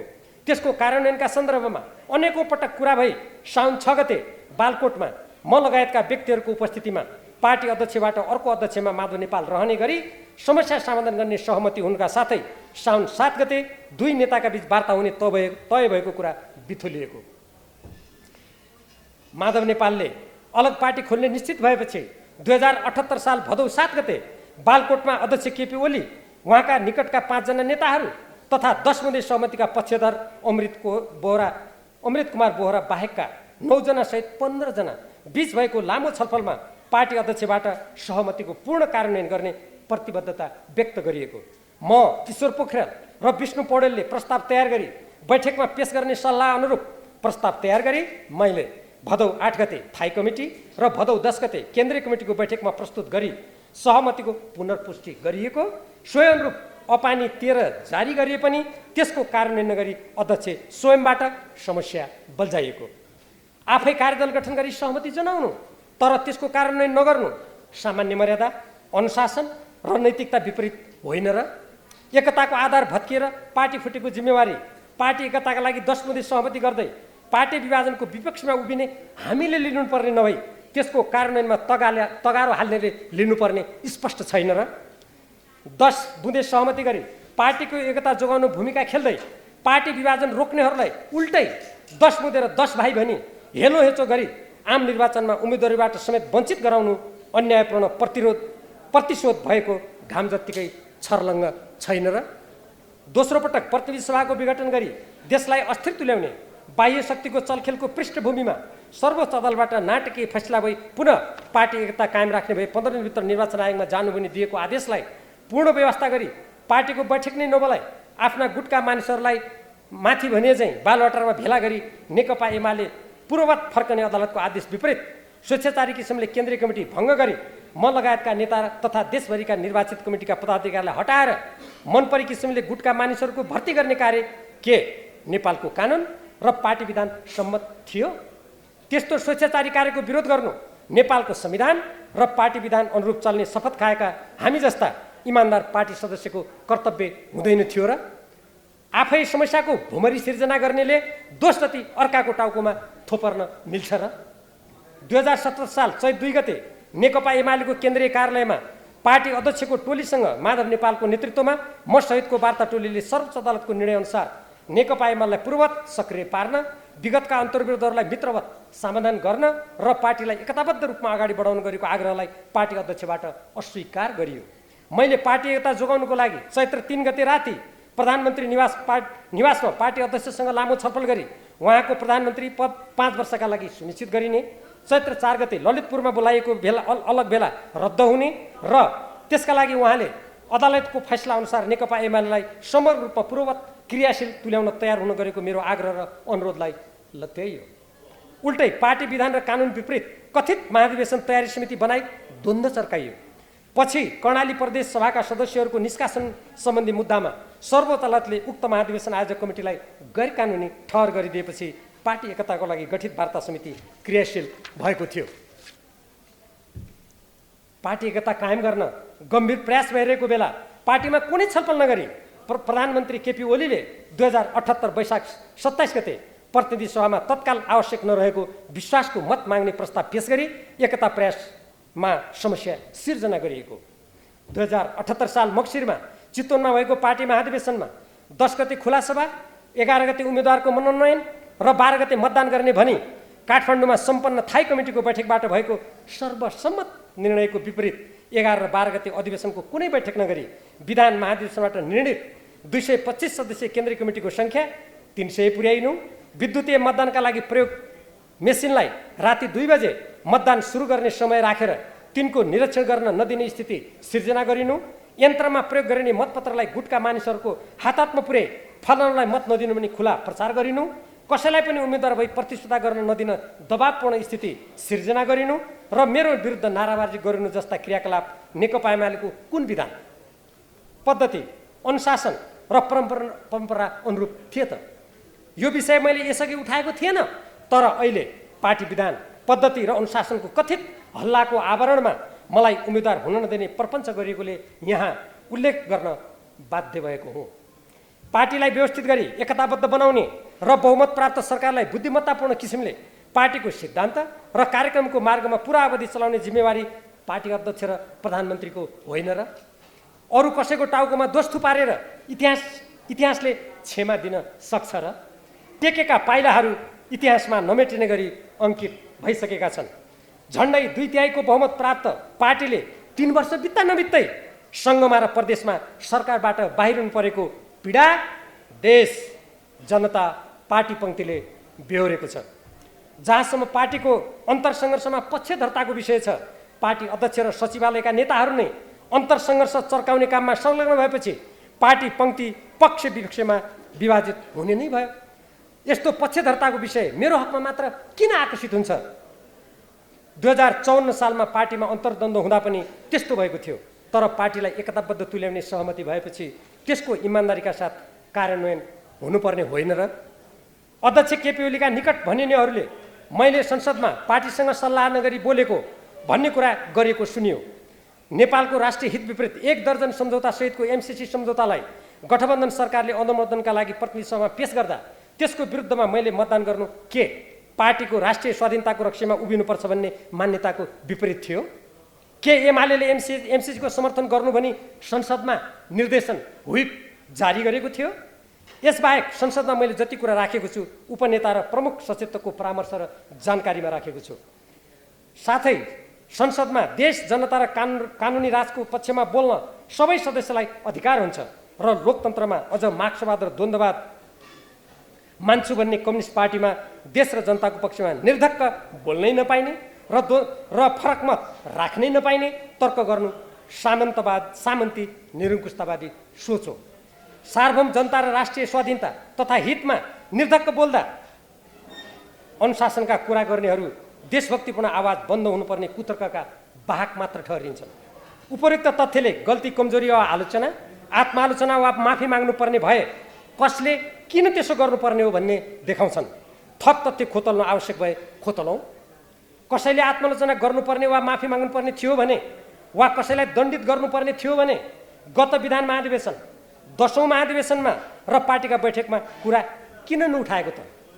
अहिले कथित अनुशासन र पार्टी विभाजनका कुरा कोट्याएर पार्टीमा लामो समयसम्म रगत पसिना बगाएका पार्टीका प्रतिबद्ध कैयन व्यक्तिहरूलाई निर्वाचनमा उम्मेदवारीबाट वञ्चित गरी विगतमा नेकपा एमालेको उछितो काट्ने धनकुबेर, विदेशीका चाटुकार, दलाल पुँजीपति, प्रतिक्रियावादी, नोकरशाही, चाकडी र चाप्लुसीका महारथीहरूलाई प्रश्रय दिनु नेकपा एमालेको सिद्धान्त, विचार, कार्यक्रम, नीतिको उल्लङ्घन ठहरिन र दशकौँ पार्टीमा योगदान गरेका थाई कमिटी सदस्य र पार्टी नेताहरूलाई लत्याएर विरोधी सिद्धान्तका जनताबाट अस्वीकृत व्यक्तिलाई उम्मेदवार बनाउनु कुन सिद्धान्त र नैतिकता हो?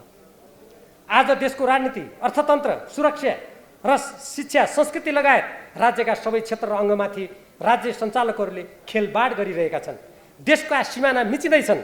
कार्यपालिका, व्यवस्थापिका र न्यायपालिका पथ विचलित र अस्थिर बनाइएका छन्। सुरक्षा निकायहरूमा समेत राजनीतिकरण, व्यथिति र बाह्य प्रभावका विषाणुको सङ्क्रमण बढ्दो छ।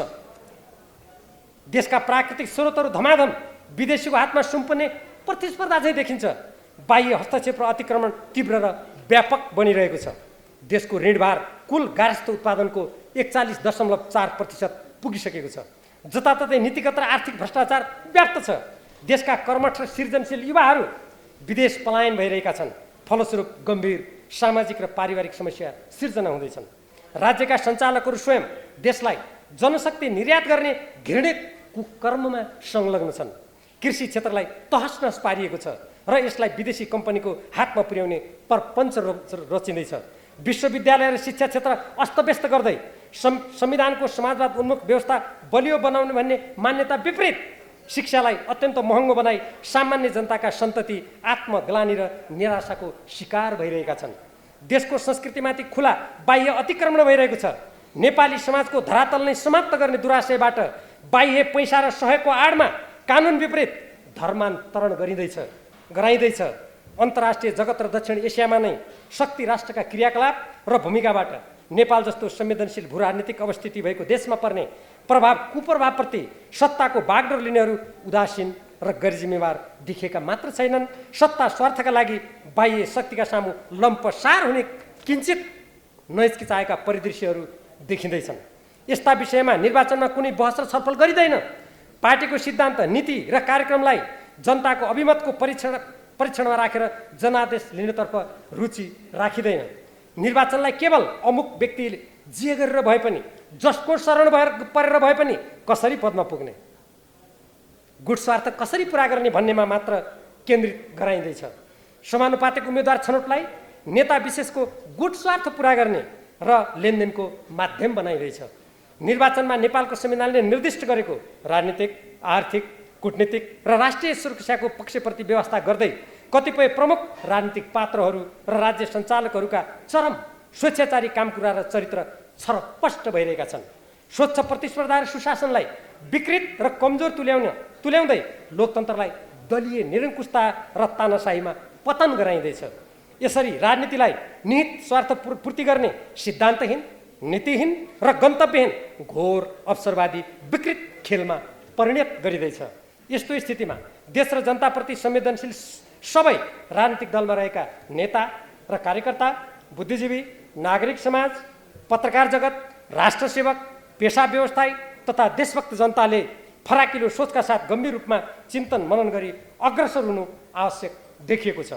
उक्त स्थितिमा परिवर्तन गरी राष्ट्रिय राजनीतिलाई भ्रष्टाचार, बाह्य हस्तक्षेप र व्यथितिबाट मुक्त गरी संविधान सम्मत, सिद्धान्त सम्मत आदर्शको बाटोमा ल्याउनु अत्यावश्यक छ।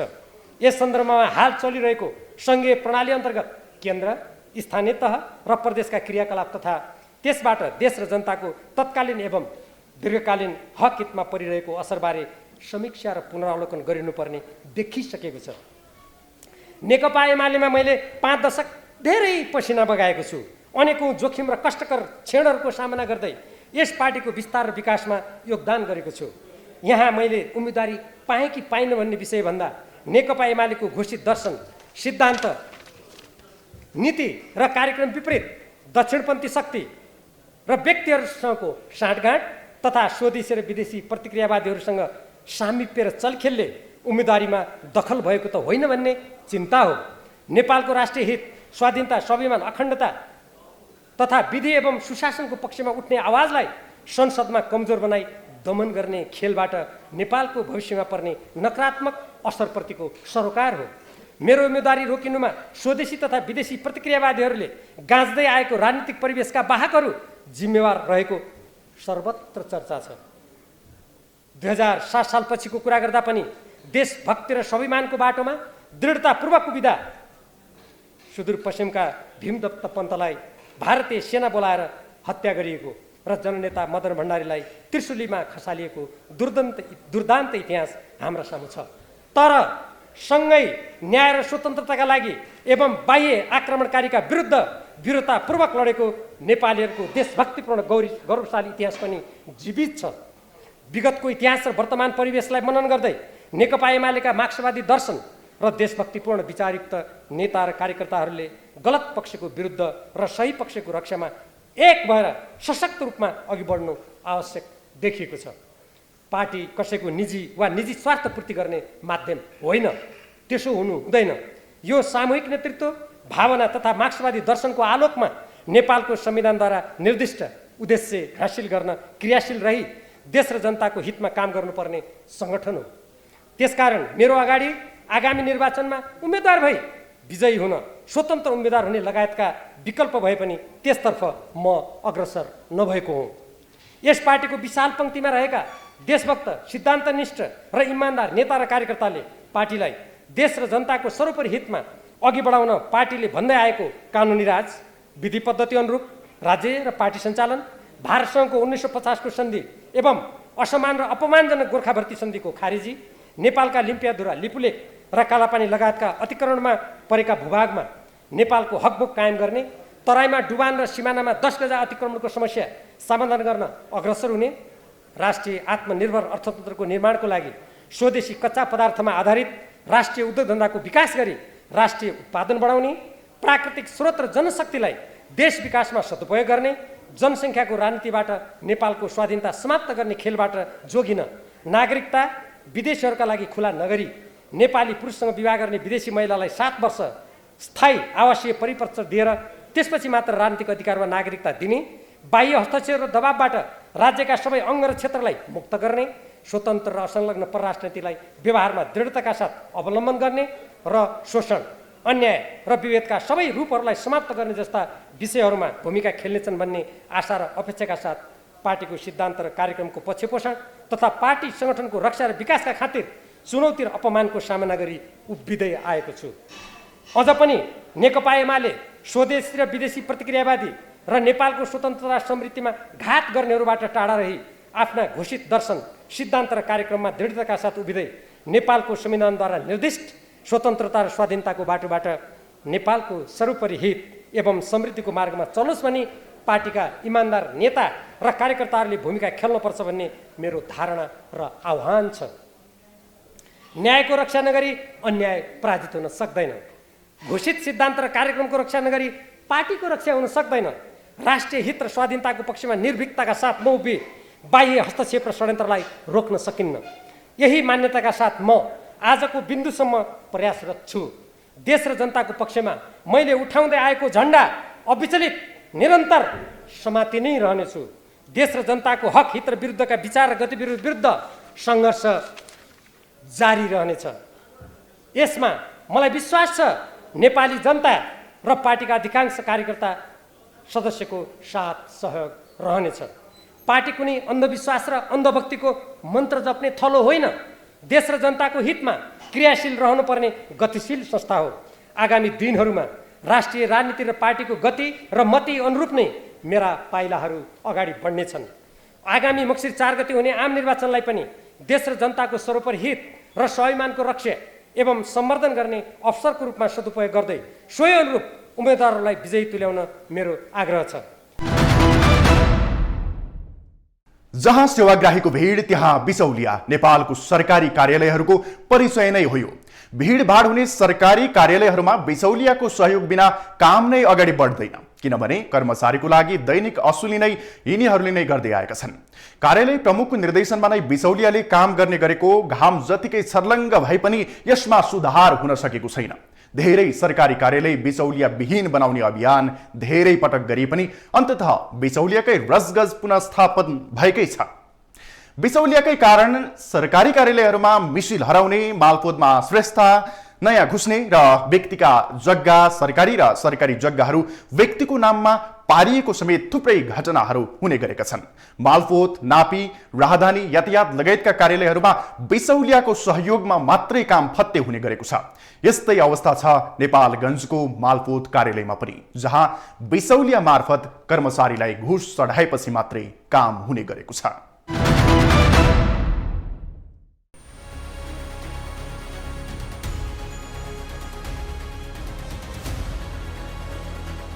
नेपालगञ्ज मालपोत कार्यालयमा बिचौलियाको बिगबिगी बढेको गुनासो सेवाग्राहीले गरेका छन्। बिचौलियालाई काम गराए बापत पैसा नदिए काममा ढिलाइ हुनुका साथै कर्मचारीले काममा अल्झ्याउने गरेको सेवाग्राही बताउँछन्। जसको अगाडि अब बनाएर जग्गा पास गरेर उहाँको अगाडि पैसा कमाएको छ, पहुँच नभएको मान्छे 3-4 दिन पनि लाग्छ। त्यसलाई चाहिँ केही सुधार गर्न पाएको भएदेखि सरकारबाटै माथिबाटै हुन्थ्यो।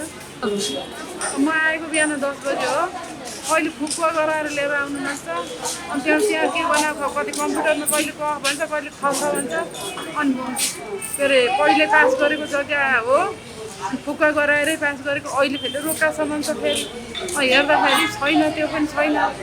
घरिघरि बिहानदेखिबाट यसो लाग्छ काम बनेको छैन मेरो। यसमा चाहिँ अब सुधार हुनपर्ने। जनताहरू धेरै आउँछन्, अब कोही कता व्यवस्थापन राम्रै छ, तर कहीँ कहीँ मान्छेले अब सबै हाकिमहरूले अथवा कर्मचारीले त्यहाँ हेर्न सक्दैन, त्यस कारणले यो समस्या छ। आफ्नो काम छिटो र छरितो गराउनलाई पनि मालपोतका बिचौलियाहरूलाई पैसा अथवा घुस दिन बाध्य भएको सेवाग्राहीको गुनासो छ। घुस तथा मागेको रकम नदिए बिचौलियाले नै काम ढिलो गराइदिने गरेको दुखेसो पनि सेवाग्राहीको छ। तपाईँले सोधेको प्रश्न एकदमै जायज हो होइन, किनभने यहाँ जम्मै पनि हामी सेवाग्राहीहरू सबैसँग कर्मचारीहरूसँग हाम्रो चिनजान त्यति सम्बन्ध हुँदैन। अब हामीले आफ्नो कागजातहरू बाहिर झ्यालबाट पुर्याउने हो, त्यहीमा पनि यति भिड लाइनहरू हुन्छ। हामीलाई अब टाढा कोही राप्ती सुनारीको हुन्छ, कोही नरायणापुरको हुन्छ, बाँके जिल्लाभरि समग्रको यो मालपोत हो होइन, यो भूमि सुधार हो, जिल्लाभरिकै मान्छे यहाँ आउँछन्। आउँदाखेरि अब नचिनेको मान्छेसँग अब त्यहाँ यति धेरै चाङ लागेका हुन्छन् कागजपत्रहरू, हामीलाई 2 दिन 3 दिन लाग्न सक्छ कि। अब 2-3 दिन यहाँ बसेर 2025 खर्च गर्नुभन्दा त्यहाँ बिचौलिया साथीहरू पनि लाग्नु भएको हुन्छ। ल तपाईँको के काम छ दिनुहोस् हामी बनाइदिन्छौँ भन्नुहुन्छ। अब 2200 रुपियाँ उहाँहरूलाई दिएर हामीले ठिकै छ त्यो काम बनाइदिनु नि त भनेर, अब त्यो कसैको त्यो घुस भनेर दिएको पनि भएन। दिएको माध्यम त त्यही हो होइन, तर हामीले काम हाम्रो छिटो होस् भनेर पनि दिइरहेको अवस्था छ। वास्तवमा यो गलत हो। यदि हाम्रो त्यहाँ पहुँच हुन्थ्यो, उहाँ कर्मचारीले हाम्रो काम छिट्टै बनाइदिनुहुन्थ्यो, अथवा त्यो पालो अनुसार हुन्थ्यो, या त त्यहाँ नम्बर हुन्थ्यो, या त त्यो व्यवस्थित तरिकाले लाइन लगाउने कुरा आउँथ्यो, व्यवस्थित तरिकाले त्यो फाइल चेक हुन्थ्यो, अथवा होइन त्यो काम एकदम सिस्टमबद्ध तरिकाले हुन्थ्यो भने सायद हामीलाई त्यो पैसा खर्च गर्न पर्थेन। त्यहाँ त पैसा कमाउने कसको कहाँनिर जाने र कसरी छिटो काम गर्ने र दिनमा कति कमाउने भन्ने जस्ता कुराहरू पनि यहाँ देखिन्छ। अनि त्यहीँभित्रै त्यहाँ काम गर्ने मान्छे हाकिमदेखि अब सबै ठाउँमा तोक लगाउँदै ल्याउनुपर्छ। त्यहाँसम्म ल्याउँदाखेरि अब कति कमाउने भन्ने जस्ता भित्रै हाकिमबाटै पनि कम्पिटिसन हुने जस्ता कुराहरू देखिए। त्यही भएर एकदमै छ। मैले पनि 78मा एउटा जग्गा पास गर्न आएको थिएँ, म पनि धेरै प्रयास गरेँ। अब हामी अलिकति मान्छे चिनेको सम्बन्ध बनाएको मान्छे त सक्दैनौँ भने अहिले सर्वसाधारण घरमा एकदमै भएको मान्छे, घरमै सीमित भएको मान्छेको त झन् यहाँ त जति भने पनि पैसा तिर्न तयार हुनुहुन्छ। अब म पनि बिहान 10 बजे आएको मान्छे 5-4:30 बजेसम्म मेरो त्यो फाइलको काम नहुँदा अब म पनि एउटा आफ्नो कामलाई बाध्यतावश मन चित्त नबुझी होइन आफूलाई एकदमै पीडा भइ यो एकदम अन्याय हो। एउटा यो हामीमाथि एउटा यो कति धेरै यो भ्रष्टाचार भइरहेछ। अब कतै भनौँ त आफ्नो काम नहुने, अब भने पनि त्यो मान्छेलाई ठ्याक्कै मैले नचिनेको, त्यसो भएको हुनाले यस्तो बाध्यता छ होइन। उहाँहरूको कमाउने एउटा यति ठुलो उद्देश्य छ भने हामीलाई तिरेर काम गराउने एउटा बाध्यता छ। यो चाहिँ म पनि यो माडमा पढेको छु। मैले पनि 78मा जग्गा पास गर्दा 3500 रुपियाँ तिरेर त्यो फाइललाई मैले त्यहाँबाट छिटो काम गराएर साँझ 7 बजे म घर पुगेको छु। भने हामी एउटा चेतनशील अलिकति पहिले फिरेर थोरै थाहा पाएका कहाँ यस्तो भ्रष्टाचारलाई न्यूनीकरण गर्नुपर्छ भन्ने एउटा मानसिकता भएको मान्छेलाई त यो बाध्यता छ भने सर्वसाधारण घरका मान्छे घरमा चुलो चौकामा सीमित भएर काम गराउन आउने एउटा सम्बन्धै परिचितै नभएका हो मान्छे कोही चिन्दै नचिनेको मान्छेलाई झन् कति तिर्नुपर्छ होला यहाँ, त्यो कति ठुलो समस्या छ यहाँ। त्यसो भएको हुनाले एउटा नेपाल सरकारले यो भ्रष्टाचारलाई न्यूनीकरण गर्ने विभिन्न किसिमका उपायहरू ती तलबहरू होइन उहाँको सेवा सुविधाहरू थुप्रै यो भ्रष्टाचारलाई न्यूनीकरण गर्नको लागि सर्वप्रथम कर्मचारीलाई नै सेवा सुविधा बढी दियो भने घट्छ भन्ने छ। तर नेपालमा अहिले हेर्ने हो भने सबै ठाउँमा मालपोतमा यो विशेष धेरै छ। जग्गा जमिनको माया सबैलाई हुन्छ, आफ्नो जग्गा अरूमा नजाओस् अथवा जग्गा नै ठुलो कुरा हो भनेर यसलाई सुरक्षित गर्ने यो मान्छेको सबैभन्दा ठुलो भ्रष्टाचार त यसमा छ। तर नेपाल सरकारको जागिर खाएका सबै मान्छेमा यो समस्या छ। तर यो रोजगारी नेपाल सरकारले यदि नेपाल सरकारका कर्मचारीलाई न्यूनीकरणका कुरालाई रोक्ने हो, उहाँले एउटा मापदण्डमा छिराउने, उहाँका सेवा सुविधा दिने, उहाँले भनेअनुसार यो गर्ने हो भने यो न्यूनीकरण हुन्थ्यो। त्यसो भएको हुनाले अब सरकारी मान्छे सबै ठुला हुनुहुन्छ पोस्टमा, अब हामी सेवा गराइ त्यहाँसम्मको पहुँच हुँदैन। त्यसो भएको हुनाले काम गराउने क्रममा यो मालपोतदेखि लिएर सबै सरकारी निकायमा यो अब तपाईँको गाउँपालिकै तपाईँका अधिकृतहरू बजेट खर्चुट गर्ने कुरा, त्यहाँबाट बजेटका तिनी विकास निर्माणका कामहरू 1 लाखको काम हुँदा 1.5 लाख 2 लाखका खर्चुट गर्ने कुरा, त्यहीँबाट पनि तपाईँको बजेटै निकासा गर्ने ठाउँबाट पनि तपाईँको त्यहीँ पनि 10-20 हजार खुवाएर 5 लाखको काम छ भने लगभग 80-90 हजार त त्यहीँ खुवाएर चेक ल्याउने खर्चुट गर्न लगाउने यस्ता कामहरू यहाँ मालपोतदेखि गाउँसम्म यो चिज जिल्लादेखि वाडा गाउँ बस्तीसम्म यो फैलिएको छ।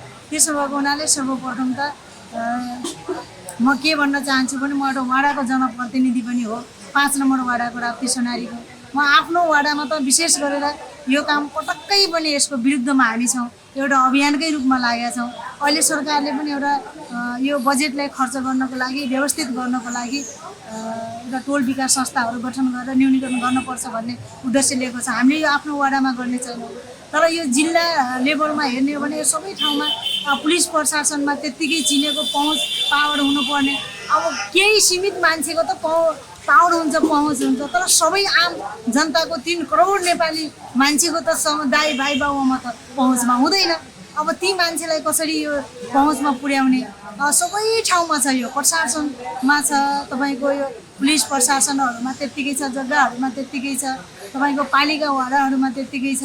यो सबै सरकारका यिनी अङ्गहरूमा यो कहीँ न कहीँ कुनै न कुनै तहले यो भ्रष्टाचार चाहिँ भएको छ। यसलाई न्यूनीकरण गर्न आम नेपाली जनता नै सचेत हुन सर्वप्रथम पहिलो प्राथमिकता हुन्छ।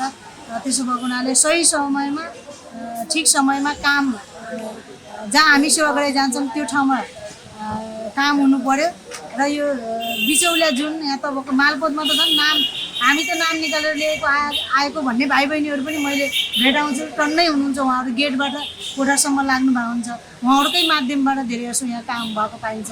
उहाँलाई तपाईँले किन यस्तो गरेको भन्दा हामीसँग लाइसेन्स छ, हाम्रो कामै यही हो, अनि तपाईँलाई सहज गराउने काम हो भन्नुहुन्छ। अब त्यो भनिसकेपछि अब सबै कुरा हामीलाई थाहा पनि हुँदैन होला भन्ने हुन्छ। यसरी चाहिँ यहाँ काम भइरहेछ, यो चाहिँ सरासर गलत हो। यसको यसको विरुद्धमा चाहिँ आम सबै नागरिक सचेत हुन जरुरी छ भन्ने मलाई लाग्छ।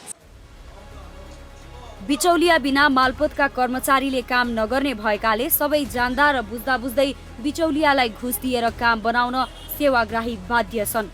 सबै काम जानेकाले आफैले गर्न खोज्दा बिचौलिया र कर्मचारी मिलेर पाइला पाइलामा दुःख दिने गरेका छन्, जसको कारण पैसा नझारी कुनै पनि सेवाग्राहीको काम हुन नसक्ने अवस्था छ। बिचौलिया बिना कर्मचारी काम नगर्ने गरेकोले 3-4 दिन मालपोत धाउनुभन्दा केही पैसा दिएर बिचौलिया मार्फत काम गराउन अधिकांश सेवाग्राही बाध्य छन्।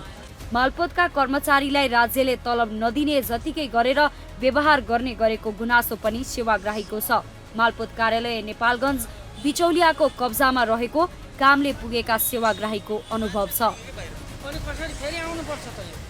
अब हाम्रो काम केही छ, अब जग्गाको लागि आउनु छ भने हामीले जग्गाको केही काम गर्नु छ। मैले कुनै मान्छे अब जस्तो कुनै दिदी बहिनी कसैलाई चिनेको छैन, त्यो नचिनेको बेला मैले के गर्ने भन्ने हुन्छ। आज ल्याएको त्यो काम भोलि पर्सि 3 दिन 4 दिन 5 दिन लाग्न सक्छ। त्यो काम यस्तो भन्दा जस्तो बैङ्कहरूमा हुन्छ अहिले राखेको छ टोकन सिस्टम, कुपन गएर 1 नम्बर 2 नम्बर अब त्यो सिरियल बाई गरेपछि फाइल लगेर गएर अफिसमा त्यो दिनभन्दा कुपन भएपछि 1-2 सिरियल अब कति हुन्छ दिनमा 100-200 हुन्छ। त्यो कुपन सिस्टम भइदिएको भए राम्रो हुन्थ्यो, त्यस्तो गरे हुन्थ्यो होला। यो सरकारी काम भनेको जस्तो हाकिमहरू आफ्नो काम बन्नु छ भने कहिले हाकिम आज आउनु न के गर्नु न भन्छ, टाइममा पनि आइदिनु न हाकिमहरू टाइममा आउने भनेको टाइममा ठ्याक्क 10 बजी आउने कहिले 11-12 बजी सकिया हुन्छ, त्यतिखेरसम्म पनि आइदिनु न।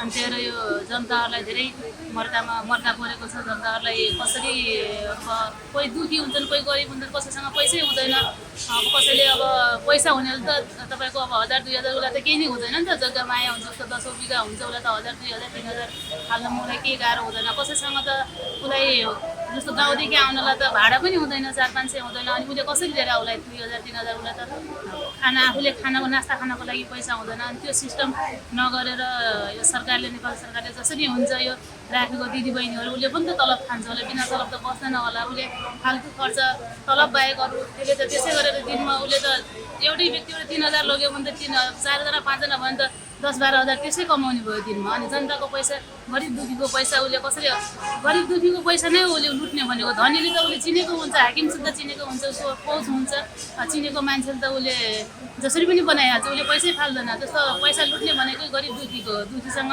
उसँग उसले चिनजान गरेको हुन्न, पहुँच हुँदैन, उसले कसैसँग चिनेको हुँदैन। अनि त्यही जति जे गरे पनि नेपालमा पुगर्ने भनेकै दुखी गरिबलाई नै हो।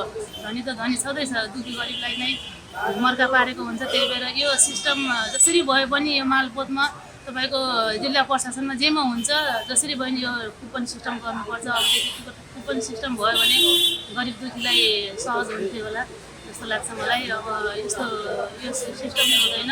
अब जसरी भयो नि हामीले दुखी गरिबले नै आवाज उठाएर कसरी हुन्छ यो कुपन सिस्टम गर्ने, कहाँदेखि कहाँबाट कसरी गर्नुपर्छ भन्ने मलाई लाग्छ। राज्यले ब्याङ्क तथा वित्तीय क्षेत्रमा कुपन प्रणाली लागू गरे चाहिँ मालपोत लगायत सरकारी कार्यालयमा कुपन प्रणाली वा सेवाग्राहीलाई सहज हुने खालको प्रविधिको प्रयोग गर्न अति आवश्यक रहेको सुझावहरू आउन थालेका छन्। बिचौलियालाई पन्छाउने यस्तै उपायको प्रयोग भए सेवाग्राहीले सहजता महसुस गर्न पाउने थिए। मालपोत कार्यालय बाँकेले पनि बिचौलियाबाट भोग्नु परेको बदनामीबाट पन्छिन खोजेको देखाउने प्रयास गर्दैछ। बाँके मालपोतमा पहिला प्रयोगमा आएको टोकन प्रणाली हट्नुको मुख्य कारण नै बिचौलिया भएको पनि कार्यालयका अधिकारीको निष्कर्ष छ।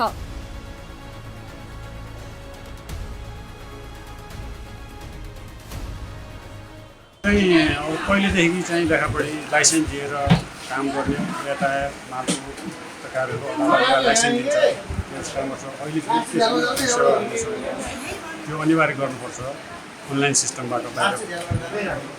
अनि काम भनेको त गभर्मेन्ट पुगेको काम चाहिँ हामी एकछिनमा रोकेको छैन। सेवाग्राहीले त भन्छ आउन वित्तीय फर्किन पाए हुन्छ भने सबैको भनेको चाहिँ सोच एउटै हुँदैन। काम चाहिँ हामीले डकुमेन्ट पुगेको काम चाहिँ हामी तुरुन्तै हुन्छ।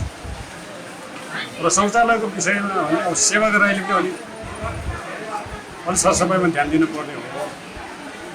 अब चाहिँ हामी अब आफ्नो तर्फबाट पनि बिचमा त गर्छ, एक हप्ता फेरि त्यस्तो भयो सफा त नगरेको होइन। दैनिक भित्रै हामी पनि पुरै पान खाएर थुकिदिने सबै यो गरिदिने। त्यो सेवाग्राहीमा पनि अलिकता चाहिँ जिम्मेवार बन्नु त्यो विश्व कारणले हो।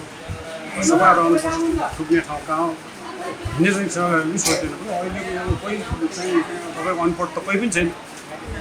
अनपढ मान्छेले पनि त एउटा टोइलेटमा दिशा हाल्नुपर्छ, दिशा हाल्दा पानी हाल्नुपर्छ, पिसाब गरेर पनि पानी हाल्नुपर्छ भनेर सबैलाई थाहा छ। त्यो सबै मान्छे आफू जिम्मेवार हुनुपर्छ, कहाँ कस्तो व्यवहार गर्ने भन्ने कुरा एउटैको ध्यानले पनि पुग्दैन। आफ्नो जिम्मेवारी आफ्नो बाहिर दायित्व चाहिँ सम्बन्धित कर्मचारी त्यसलाई पनि हामीले भन्ने पनि गरेका छौँ। जाँदाखेरि जतिसक्दो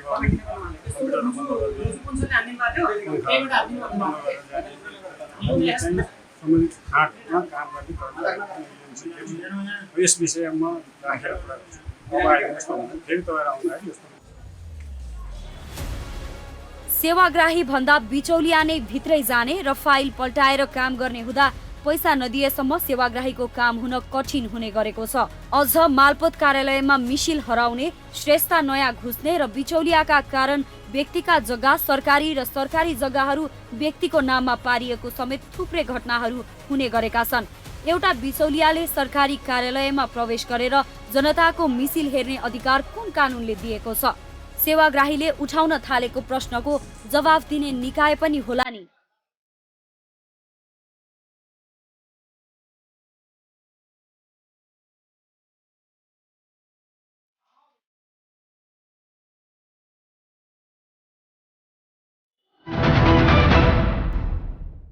अन्नको भण्डार मानिने तराईका धेरै जिल्लाहरू यस पटक बेमौसमी वर्षाको मारमा परे। बेमौसमी वर्षाले धान खेतीमा ठूलो क्षति पुर्याएपछि उत्पादन नै घट्ने चिन्ता व्यक्त गर्न थालेको छ। लहलह बाला झुलेर काट्न ठिक्क पारिएको धान वर्षाका कारण खेतमा नै झरेको अवस्था छ। पछिल्लो केही वर्षदेखि मौसममा आएको उतार चढावले गर्दा वर्षमा भएको गडबडीले नै नेपालको कृषि क्षेत्रमा पनि नराम्रो असर पर्दै आएको छ। यस वर्ष मनसुन बाहिरिने बेलामा भएको भारी वर्षाले देशका धेरै भागका कृषि बालीमा ठूलो क्षति पुग्दा नेपालको मुख्य खेतबाली धानमा पनि नराम्रो असर पारेको छ। गत वर्ष झैं यसपटक पनि दोहोरिएको मौसमको यो मनोमानीले धान उत्पादनमा नै असर पारेको छ।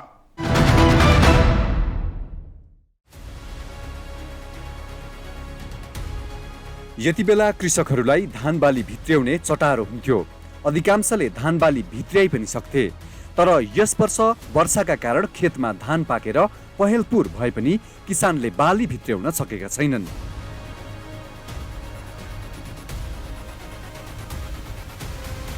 केही दिन यताको अविरल वर्षा र त्यसअघि असोज पहिलो साताको बाढीले धान बालीमा ठूलो क्षति पुगेको छ।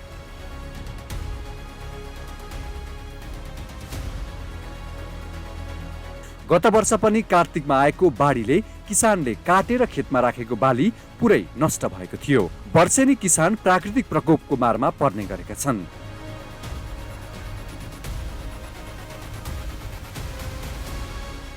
रत्नी डङ्गर हो मेरो 1 बिघा जमिनको धान पानीले बगाएर उम्रिसक्यो हजुर। म गरिब मान्छे, अध्यय बनाउने मान्छे, यो यस्तो धान कसरी खाने हो? कहाँ पाउने हो? केटाकेटी केले पाल्ने हो? सरकारले नहेरेपछि कसले हेर्दैन? हामीलाई कसैले हेर्दैन। गरिब मान्छेलाई कसरी पालौला? केटाकेटी मैले कसरी पाल्नु हो हजुर? एउटा बाटो देखाउनुहोस्। कहाँ पाउला? कहाँबाट ल्याउला गरिब मान्छे? भन्न चाहौँ हजुर, सरकारले के दिन्छन्? अब क्षतिपूर्ति दिन पर्यो नि। हामीले गरिब मान्छे कहाँबाट ल्याएर खाउँला? कसले देला हामीलाई? कञ्चनपुरको बेलौरी, बेलडाँडी, पुनर्वास, दोधार चाँदनी, लालझाडी गाउँपालिका, भीमदत्त नगरपालिकामा डुबानले धान बालीमा बढी क्षति भएको छ। पाकेको धान खेतमै ढलेर कुहिने र उम्रने अवस्था आएको छ भने खेतहरू डुबानमा परेका छन्। पोहोर साल पनि यस्तै स्थिति भएको थियो। अहिले पनि चाहिँ सबै धान खेतमा उम्रिया छ। अब के गर्ने र कसो गर्ने भइरहेको छ हामीहरूलाई हजुर। सरकारले हेरिदिन्छ कि हेरिदिन्न त्यतिकै भनाइ हो हजुर मेरो। पहिला पनि क्षतिपूर्ति पाइएन हजुर, अहिले पाउँछ कि भन्ने आशा छ। अब त्यस्तै भएछ।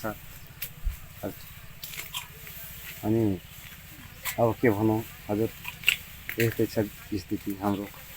के सरकारले बिहोर्न सक्छ भने त्यही आशा छ हाम्रो। त्यतिकै भन्न चाहन्छु हजुर। काम लाग्छ अब त्यति टुटपिट सुक्छ भने गाई गोरुलाई खेलाउने पराल त्यतिकै लाग्ने हो काम। दाना साना के सबै झरिसक्यो, उम्रिसकेको छ, त्यतिकै छ। कतै म त्यही बोकेर सुकाइरहेको छु। खल्लाक्सेटबाट माथि बोकिरहेको छु। सुक्छ पनि अनि अझै बादल लागिरहेछ त्यतिकै। त्यो पनि सुक्न दिन्छ कि दिँदैन त्यो पनि थाहा भएन हजुर। दङ्गौरा हो।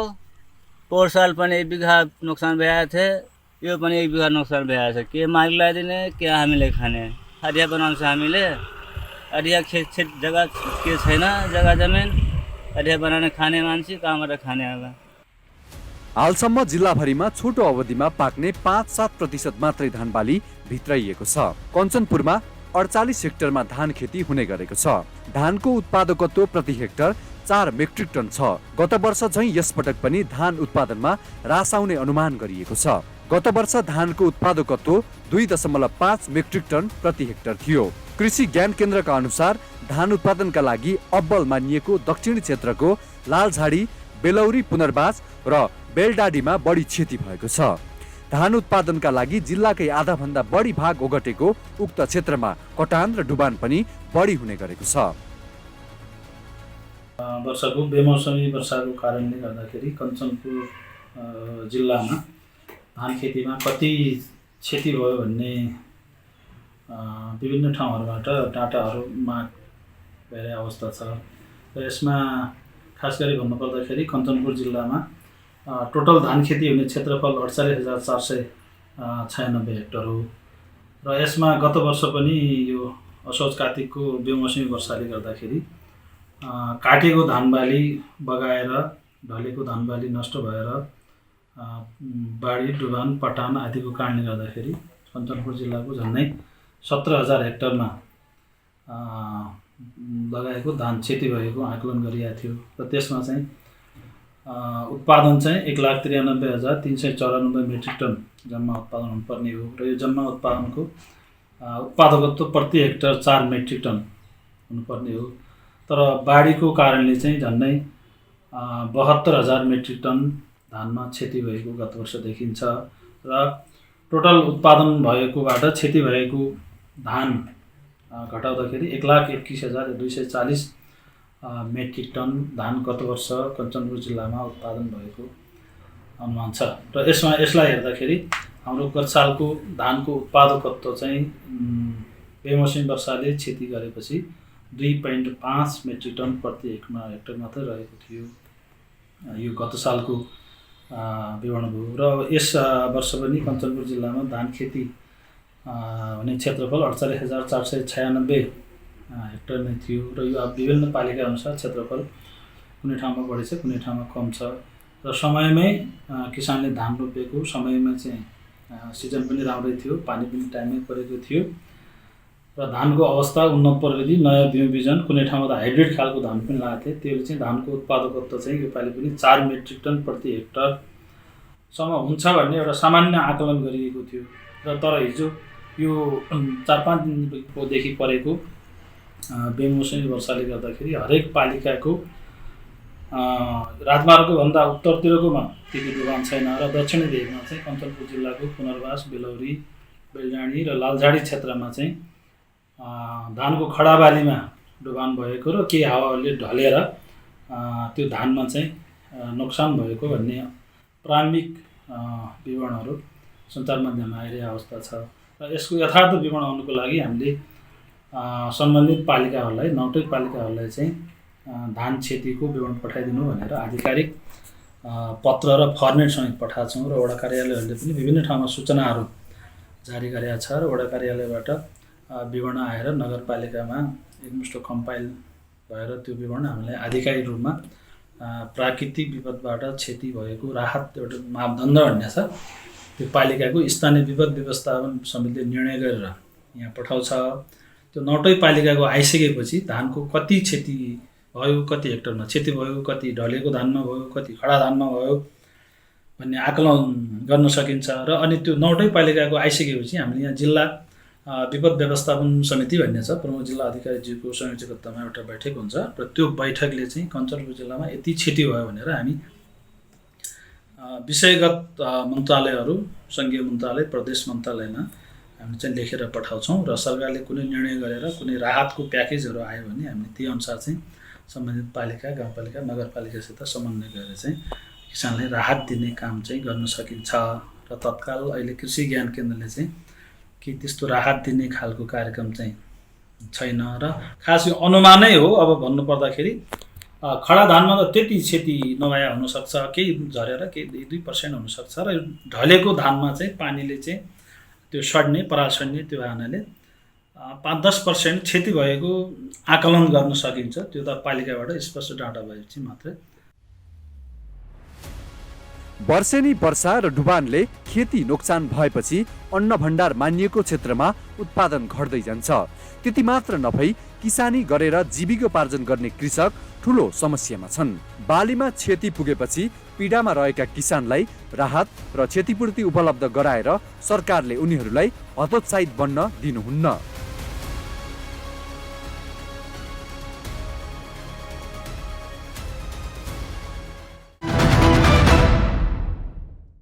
न्यूज इनसाइटको आजको संस्करणमा महँगो बन्दै गएको नेपालको निर्वाचन, उम्मेद्वारले गर्ने खर्चले राष्ट्रिय अर्थतन्त्रमा पार्ने असर, भीम रावलले ओलीमाथि लगाएको आरोप र अन्य विविध विषयहरू पेश गर्यौं। देशको यस्तै विभिन्न विषयवस्तुसँग हामी तपाईलाई जोडिरहनेछौं। नमस्कार।